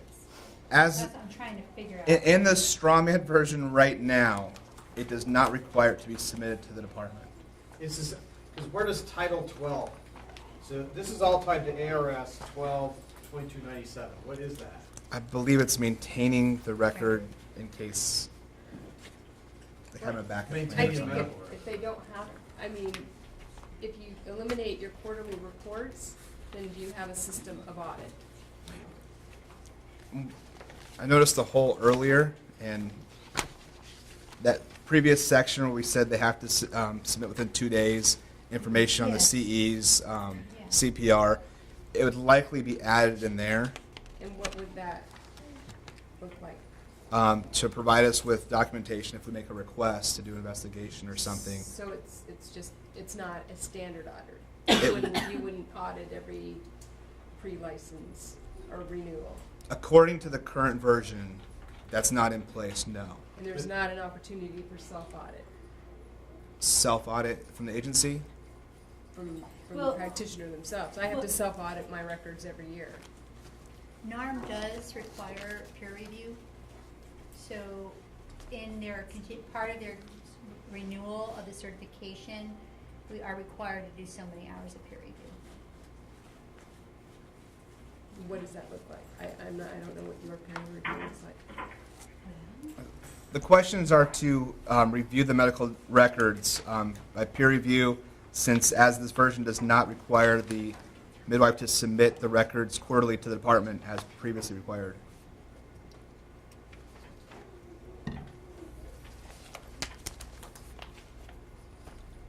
I would just say that with the new birth certificates that are coming out, that are 8 pages long, basically everything that you guys wanted in the quarterlies can easily be pulled from vital records at any point in time, especially because there's a differentiating box in the new birth certificates. It says, was this a planned home birth? And you can just put that into the queue and get exactly what you need. Have you worked with Pat Adams on this? yet? No. And if that's the case, who would be doing that? Would there be a system of audit? But we from check vital the records, department? cross-check our records. And that's a good point. What I'd like to do on this one is if we can leverage the new, it hadn't occurred to me, but this new birth certificate starts January 1st. And I'd like to be able to, that's all electronic besides. So I'd like to be able to see what, I know Pat Adams told me about how big a deal this is. Now she wants her rules amended too. But let's see exactly what that new birth certificate has in it, and then tie this To that. and then we're eliminating any, or we're streamlining it at that, the timeline is really good to just, let's see, if there's any gaps, we can talk about that at a future meeting, but let's get exactly what's in that new birth certificate and From Pat. crosswalk it with. If that were the case Yes. with what's new in the new birth certificate, will we be able to strike this, all of this? We and still need to just- maintain records. Yeah, but I mean, but as far as that, this all be in rule. That's It would- my thing. Well, I mean, what we 'cause can do is, what would happen at that point is, what we do is refer to, Yeah, if we Yeah. incorporate it by reference to the new birth certificate. right, and that way we wouldn't have this, It would still be there. I mean, the requirements still exist, it would Yeah. just be a referral. yeah. And it would be important when you take the jurisprudence test to know it all. May I ask, just for my own edification, who has access to these quarterly reports now? Because it seems to be a lot of hugely personal information that's collected. Who has access to it right Who now? has access to them right now? The program. Okay. Right there. Right there. Okay. Who has access? The midwifery program At the department. at the Department of Health. Thank you. And those are not public records. No, yeah, not at all. And Kara's pulling the data from those reports. Hopefully we'll have something in the next meeting. Okay, So so, when all that data is pulled, all this personal information, you Will know, be aggregated names. and taken out. Yeah, won't be identifiable. But I think the point was brought up, will you still require these records to be maintained? And if so, for how long? Title 12. Yeah, I think it's specified in Title 12, 2997. Depends For on the medical records, age. it's 7 years. 7 years.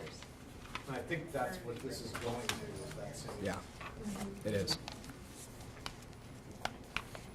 I think that's a good point.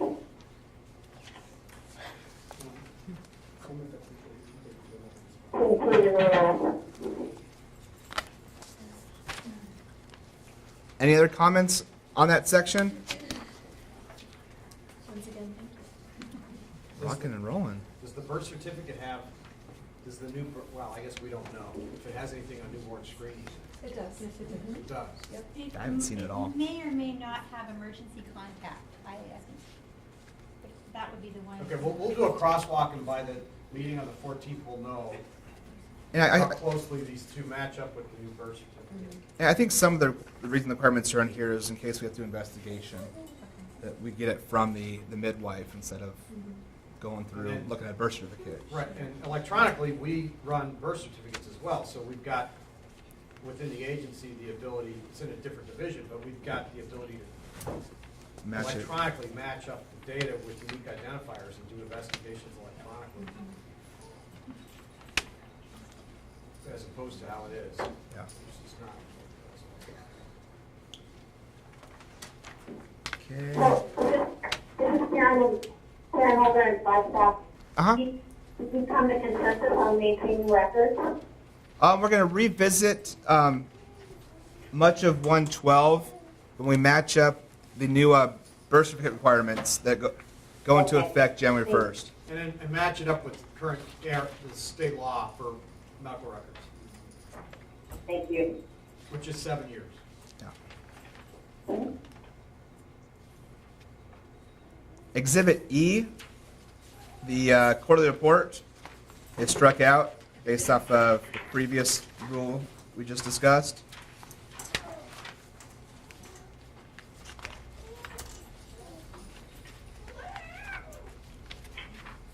And then it looks like page 44, 113, denial, suspension, or revocation of a license, civil penalties and procedures. Once again, we did a kill and fill here. I'll just read the whole rule out.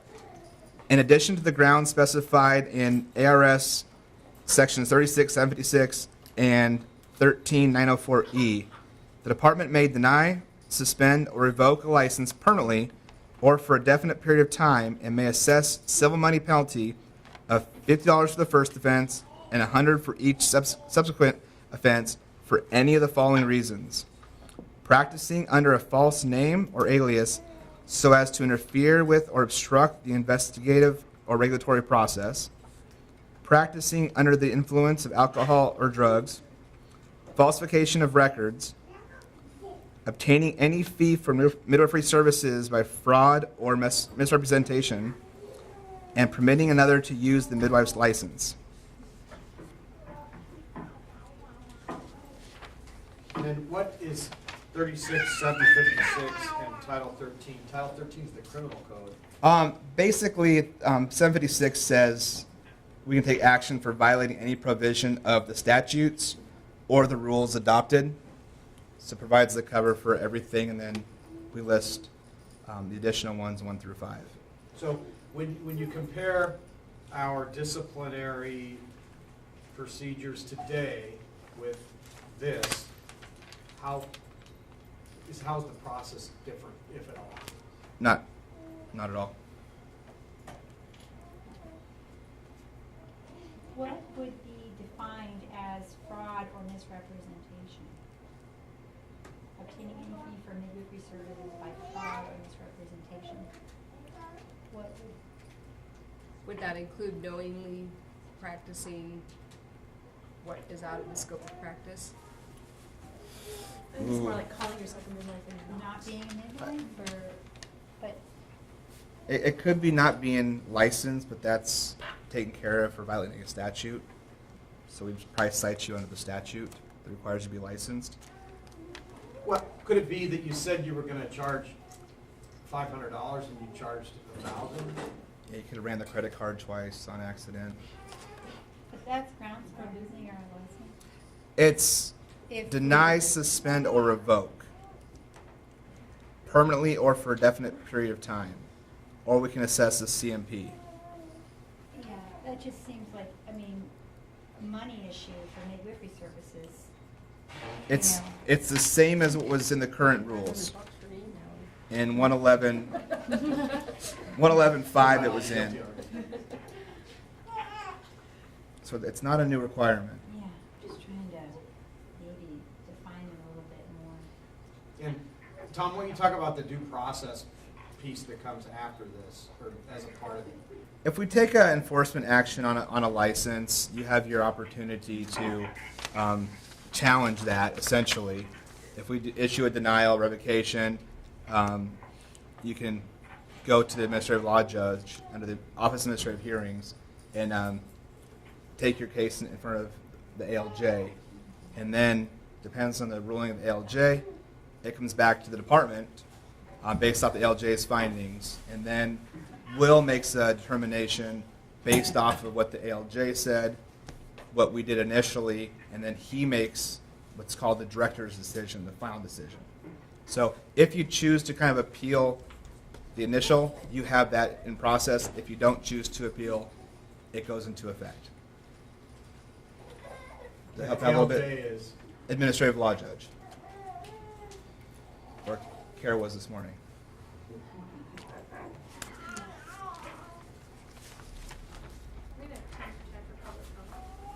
yeah. Let's go move on. Awesome. Okay. Thank you.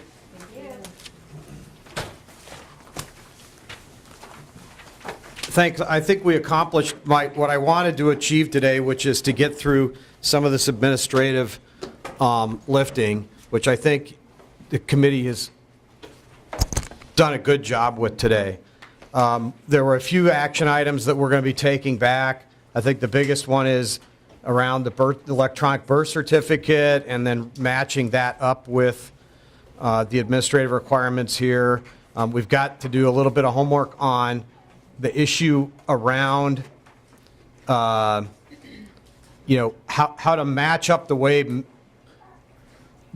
this profession practices and that it moves around depending on where the home is, and relating that back to the transition of care, which is really related, in a sense, back to the scope of practice, which is the big meeting for the next time. So the next one is we've got scheduled for the 14th, and I got a comment. Somebody sent me an email that said it would be nice to have it in the evening rather than during the day so more people could attend. So that's why I set it at 6 o'clock. What's the sense from the committee? Would you like to keep the 6 to 8 time? Would you like to go 5 to 9 or 5 to 8? Do you think 2 hours? I want to get a sense from the committee what you think on that next meeting. Can I just see a raise of hands from the public? Oh, we're going to do that. Yeah, I mean, just in what, Oh. what they would think of that timeline, because I personally think it's fine. But I was just wondering if maybe we could. Yeah, I think we can do that without violating the open meeting law. So without saying anything, if just raise your hand if you're fine with the next meeting being from 6 to 8 on the 14th. Okay, that's as close to consensus as you get in state government in something like this. So we'll stick with 6 to 8, and then if we don't make as much progress as we'd like that day, then we could set we could get on a 2-week cycle if that's what it takes, and we'll get at that meeting the next. Folks on the phone, is that fine with you? Karen is last up. I think that's great. And then, yeah. Yeah, this is Dr. North at Michelle. I'm okay with the evening meetings, but most of us have meetings at night in hospital administration and in medical practice. So the Monday works because very few hospitals have meetings on Monday. But when you get into Tuesday through, you're going to have a lot of conflicts with at least the people in the medical profession. Okay. So we'll keep that in mind. The other thing is, for this meeting, when we set the logistics up for this meeting, we didn't know that we would have so much participation from the public, which is why we're in the basement. So the next meeting is scheduled over in our state laboratory, which has a much nicer room with windows and air, and it's just a lot nicer. And so for the future meetings, we'll be scheduling those over in the laboratory. The other advantage to the laboratory meeting room is that it's got acoustics that work a lot better. The technology is a lot better. It's our backup emergency operations center for the agency, so we've had the ability to invest in some technology that's much, much better because of our federal grants to help us with public health readiness. So it's going to be a much better room. So and then we'll also be live streaming that on the web for folks that want to watch from home. And it works much better in the lab too because there's plugins that are much more efficient. So with that, we'll set that next meeting up. We'll get out the new version of what we have for a strawman scope of practice at that point. Probably, Kara, how long, and Tom, you're going to have when do you expect to have the new version of the scope of practice for review? I mean, committee'd like it at least 10 days ahead, right? So right after, have something right around after, you working the week between Christmas and New Year's? Okay, now you are. Something around the 4th, right after the New Year's. And then we'll get that out, and then we'll have some comments. You'll have time to look at it, and then we'll go really through the details of that scope of practice. Yeah. I would ask that on the agenda, we discuss the collaborative, because that's going to make a big difference when we start talking about scope of practice. And so having some of those stakeholders knowing that we would talk about the issues of collaboration and transport and hospitals. That sounds like something that would be good at the beginning of the agenda before we get into the details. Absolutely. So let's do that. So you want to volunteer to do it together, or who wants to? A presentation? Yeah. Someone want to do a presentation? Is that? I mean, I heard you say the word presentation. Well, I think that we all need to review it, first of all, and then understand how it would work here in Arizona. And to have the people, the hospitals, at least representation from the hospitals, representation from physician groups that are going to be taking this. So they worked really hard on this just to see if it's even a feasible attempt, because that's gonna matter as far as scope of practice. Right. So who put that together? This was a Washington document. Oh, state of Washington.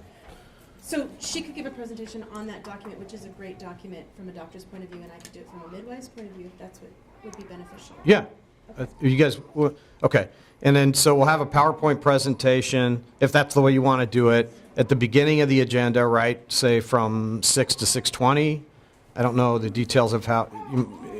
Let us know if you need a half an hour, whatever you need. Then we'll schedule that at the beginning. Then we'll get into this sort of back and forth on the scope of practice right after that, and we'll go till 8 o'clock. And just to mention, Okay. just to mention for the public that this is on the website. So the document that for the folks that are watching on the internet, we're talking about documentation that's on our azDHS.gov website called Smooth Transitions, Enhancing the Safety of Planned Out-of-Hospital Birth Transports. And it's from the state of Washington. This is an older version. It may not be up there if it was just was posted this morning, because this was taken this morning at about 7:30. So if it's not up there right this second, it'll be up there shortly. Okay, so with that, let's move to the next part of the agenda, call to the public. We've got 15 minutes scheduled here, so we can do that. So what we'll do is, you want to do it up here? Jennifer, is that? Would that be okay? Do you mind walking up here on the podium? Is, yeah. You're the call to the public, right? Do time limit now? Well, give me a show of hands of how many folks would like to do call the public, and then we can divide up our time. There's 3 in the agreement. Okay. Yeah. One. Okay, so if we could limit it like 2 or 3 minutes each, and then we'll see where we are. Okay. Thank you, sir. Hello, everybody. My name is Janice Beauvais, certified nurse midwife. I represent the American College of Nurse Midwifery, or midwives. And all I would like to do is, can we have a little bit of time to present what we would like to say about scope of practice at your next meeting? That's all I'm requesting, some time. Okay. A brief presentation. Okay. Thank you. Who else? Thank you. You want to come up? I will get your email information so I can forward you my contact. First of all, let me start by saying I'm very nervous. I don't like this public forum very much. So, my name is Christina Bowman. I am the mother of 4 children. 3 were born in the hospital, and our last one was born at home. I am here to address you today to ask you to consider the choices that are available to women in Arizona today. Anything other than a uterus intact, head down, singleton pregnancy at the time of labor is considered high risk under the medical model. There is rarely any assessment of the mother or the child as individuals, nor does there seem to be a belief that any other variation of labor can tolerate a natural labor and birth. We had a breech presentation with our 3rd child. We had 2 options under the Arizona state law, since trained midwives are not allowed to deliver breeches at home, and our obstetricians were not willing to share the names of any doctors trained in breech birth. We've also asked around, and none of the CNMs at the time were allowed to deliver a breech baby. So these were our options. We could have a cesarean birth after a trial of labor, or we could drive to Tennessee, where there is a group of midwives who are trained and legally allowed to deliver the breech babies. I ask if these are reasonable choices in this day and age. I could agree to undergo a major abdominal procedure, medical procedure with its own risks and complications, or I could load up my entire family of 4 and drive 1,600 miles, hoping not to go into labor along the way, so I could have legal and professional care. What I am asking is you recognize that educated, informed, healthy women who want to have the choice to approach other trained, educated men or women about their care. It is up to a woman to decide if she wants midwifery care in a home setting or in a hospital setting, and it is up to the licensed midwife to decide if she will accept that patient into her practice. The beauty of the midwifery model is that well-trained people, trained under a time-honored model of education, know how to recognize the difference between a low-risk pregnancy and labor and one that's going to need a more medical approach. The one-to-one care during labor allows a midwife to assess when it might be time to transfer care of a patient for closer observation much sooner than an impersonal ticker tape of a fetal monitor is being watched by a desk by a nurse who has a 2 to 4 person caseload. So a distress signal might be missed. We would like the opportunity to show the personalization of midwifery model works for women outside of the paradigm of a healthy, low-risk, uterine intact mother with a Vertex presentation. Mothers with breech, multiple pregnancy, and previous cesareans should also have the choice to seek care within the home midwifery model. If 2 parties can come to an agreement, then they should be able to proceed in such a manner that our intelligence and our choices are honored by the state and the country in which we're supposed to be free citizens. Freedom to choose, and sometimes to choose differently, should not be legislated. When a state starts to protect instead of endow, we can enter a slippery slope of rules and regulations that slowly strip away our freedoms. I ask for the freedom to choose our birth, as long as we can find a midwife who is willing to travel that journey with us, because she can do so without the fear of repercussions from the state in which we live. Thank you.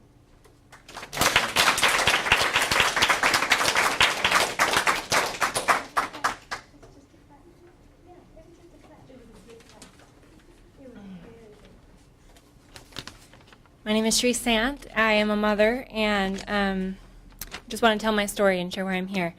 I'm going to try not to cry.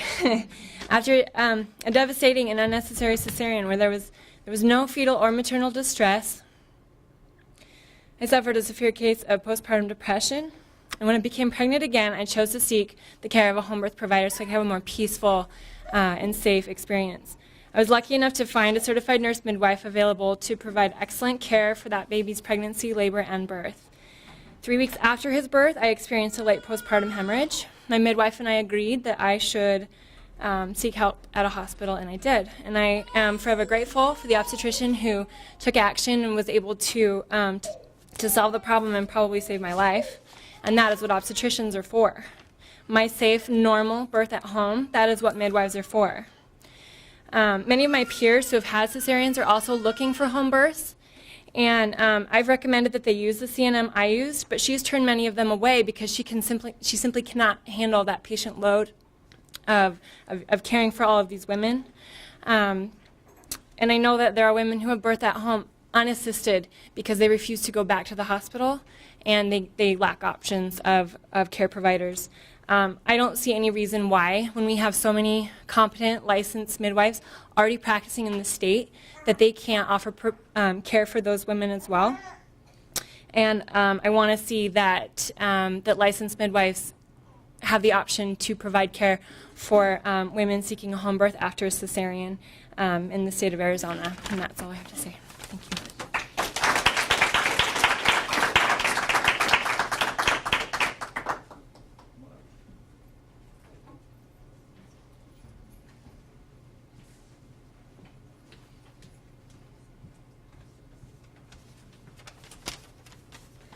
My name is Holly Osmansky. I live in Prescott. In 1998, I had my first child delivered by C-section in Washington State. I was told by my midwife at that time that there should be no foreseeable reason I would not be able to have a natural vaginal birth in the future. I did conceive again in 2010, now living in Prescott. I already knew I wanted to have a birth at home with the midwife in attendance.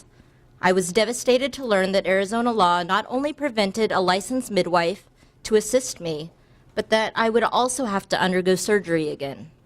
I felt not as though the health of me or my unborn child was being protected, but that the right for me to make an informed decision to have a safe, natural midwife-attended birth was ripped away from me, and that my only option was to be forced into a mandatory, traumatic, painful event that also has its fair shares of dangers and complications. After a lot of research, thought, and prayer, my partner and I gave birth to a healthy baby boy at our home in July of 2011, unassisted. No medication, no complications, no midwife. I am now pregnant again, and I have no doubt in my mind that this child will come into the world the same way as the last. I would change nothing except to be allowed the right to have a licensed, professional, knowledgeable, skilled midwife at my side to raise the level of safety even higher than I already believe it is now.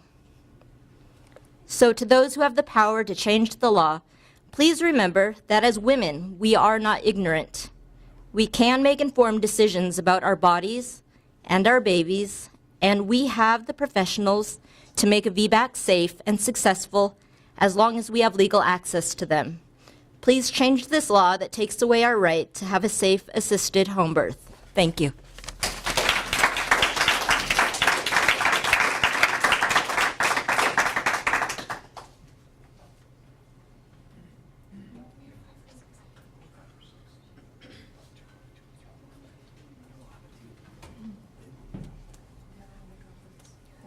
My name is Jenny Goldman, and I'm from Sedona, Arizona, and I had 2 home births.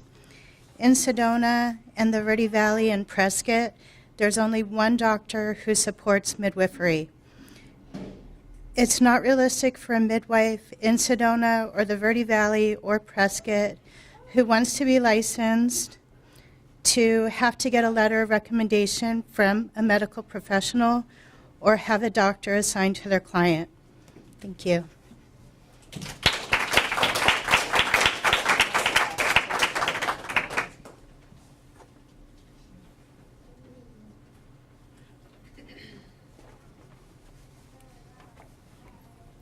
Good afternoon. My name is Michelle Hotya. I live in Tempe. I'm a healthcare consumer, birth doula, childbirth educator, and president of the Arizona Birth Network. I had prepared remarks, which now I'm not going to say because something said in this meeting really concerns me, and it relates exactly to what the previous speaker said about requiring a physician to sign off on a midwife's application as to transfer of care protocols.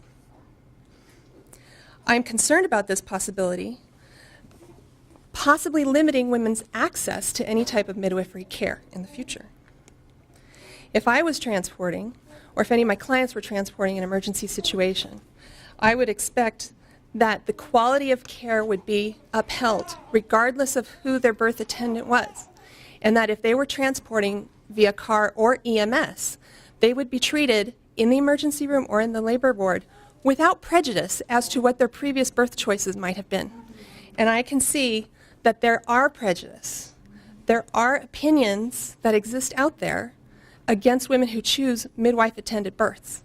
So I would oppose that type of inclusion because of the potential that it could have damage to, in general, women's access to home birth. Thank you.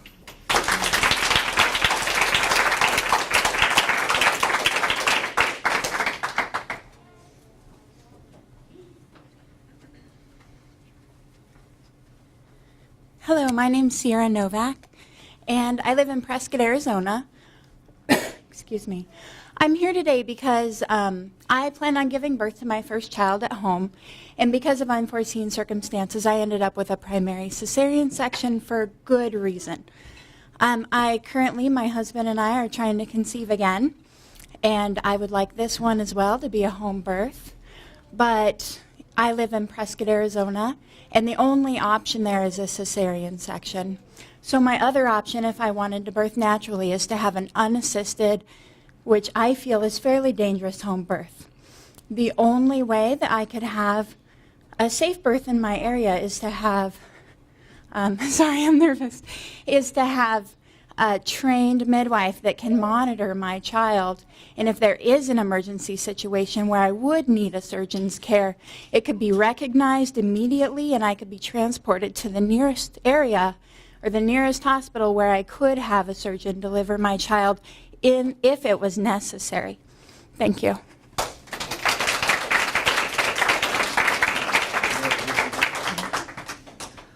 Paul, do you want to go ahead and open up the line at the Igloo?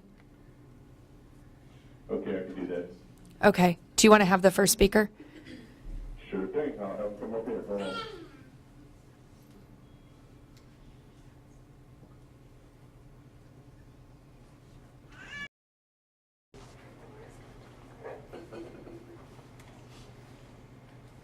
Kara, I guess they went over across where you guys are. Oh, I have one over here. Hold on. Okay, thank you.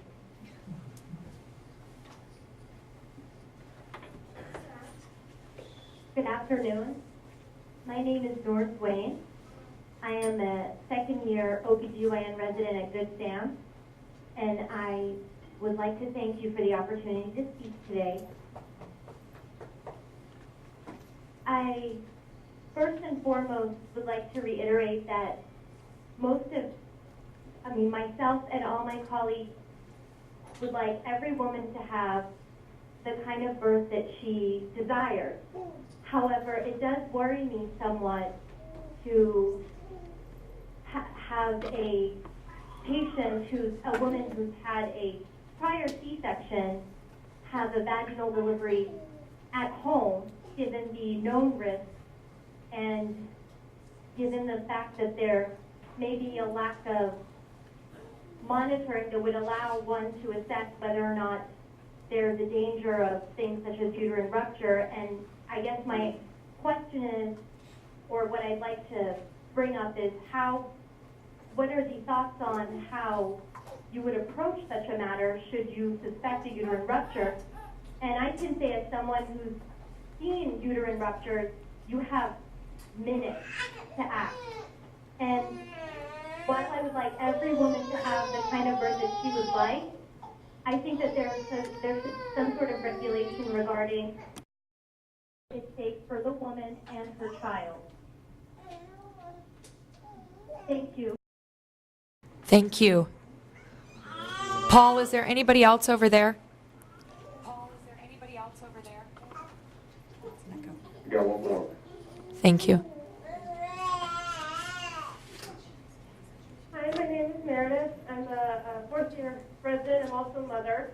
And I just wanted to say that in light of the recent events that have happened in Connecticut and other places around the world, I think that we need to remember that we need to focus on the safety of our children and the safety of our families. And that I do think that this communication between physicians and midwives needs to occur because I think that we need to make sure that we have healthy children and healthy families for everyone to enjoy, no matter how they come into this world. Thank you.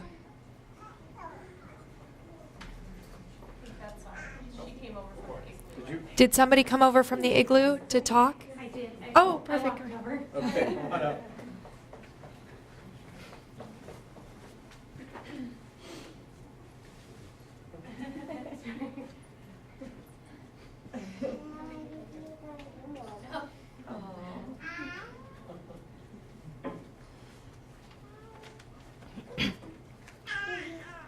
Hi, my name is Jillian Jackson. I am a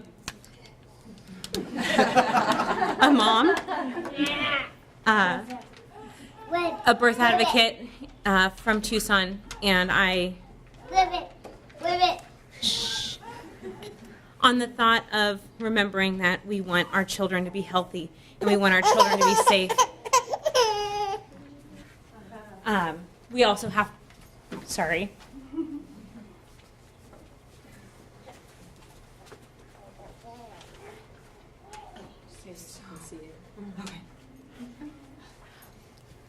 We also need to remember that we want healthy moms. We want safe moms. And sometimes the best option for a healthy mom and a healthy baby is at home. The safest option for both of them is at home.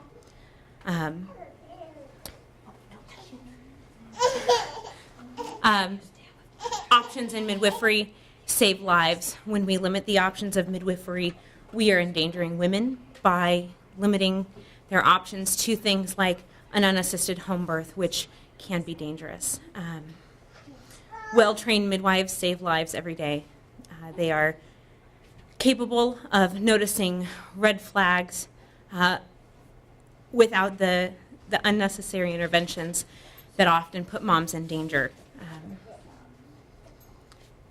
I'm also very nervous, so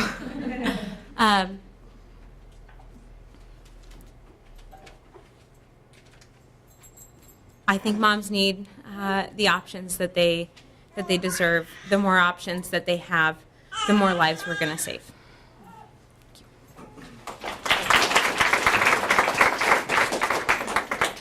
All right, you have more at the igloo, Paul? Yeah, I got more big league. Okay. Hi, I'm Megan Sendel. I'm a fourth-year resident at the PROC program in Phoenix. I would just like to encourage that try to be more, if we can increase the interaction between physicians and midwives, I think that will actually increase the safety and increase both the satisfaction for the patients themselves. And I think that we should not let our prejudices prevent us from talking with each other, because I think the best thing for women is for us to get along and to be working with each other so that appropriate care takes place.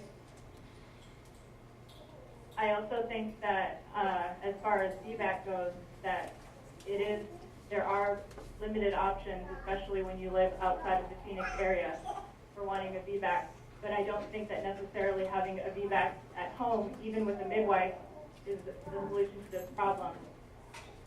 And I think that the ability to VBAC definitely needs to increase. But again, when you talk about a uterine rupture, which is something catastrophic and may not be able to be salvaged from a home situation, I really think that this may not be the right solution for that problem.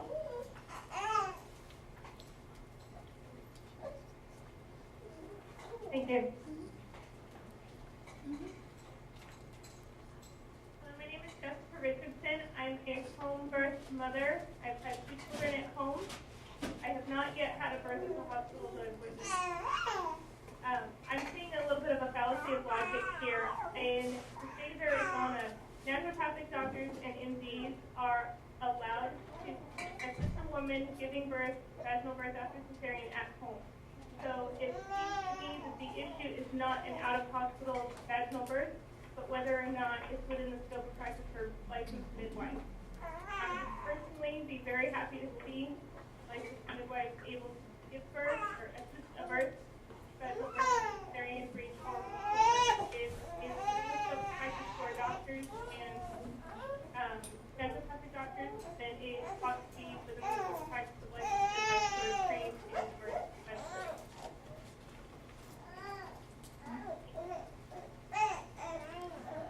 Paul, was that the last one?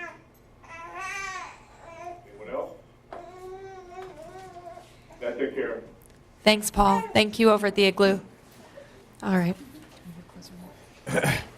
Okay, thanks everyone with the committee for your, the work you've already put in and the work that you're about to put in over the next few months.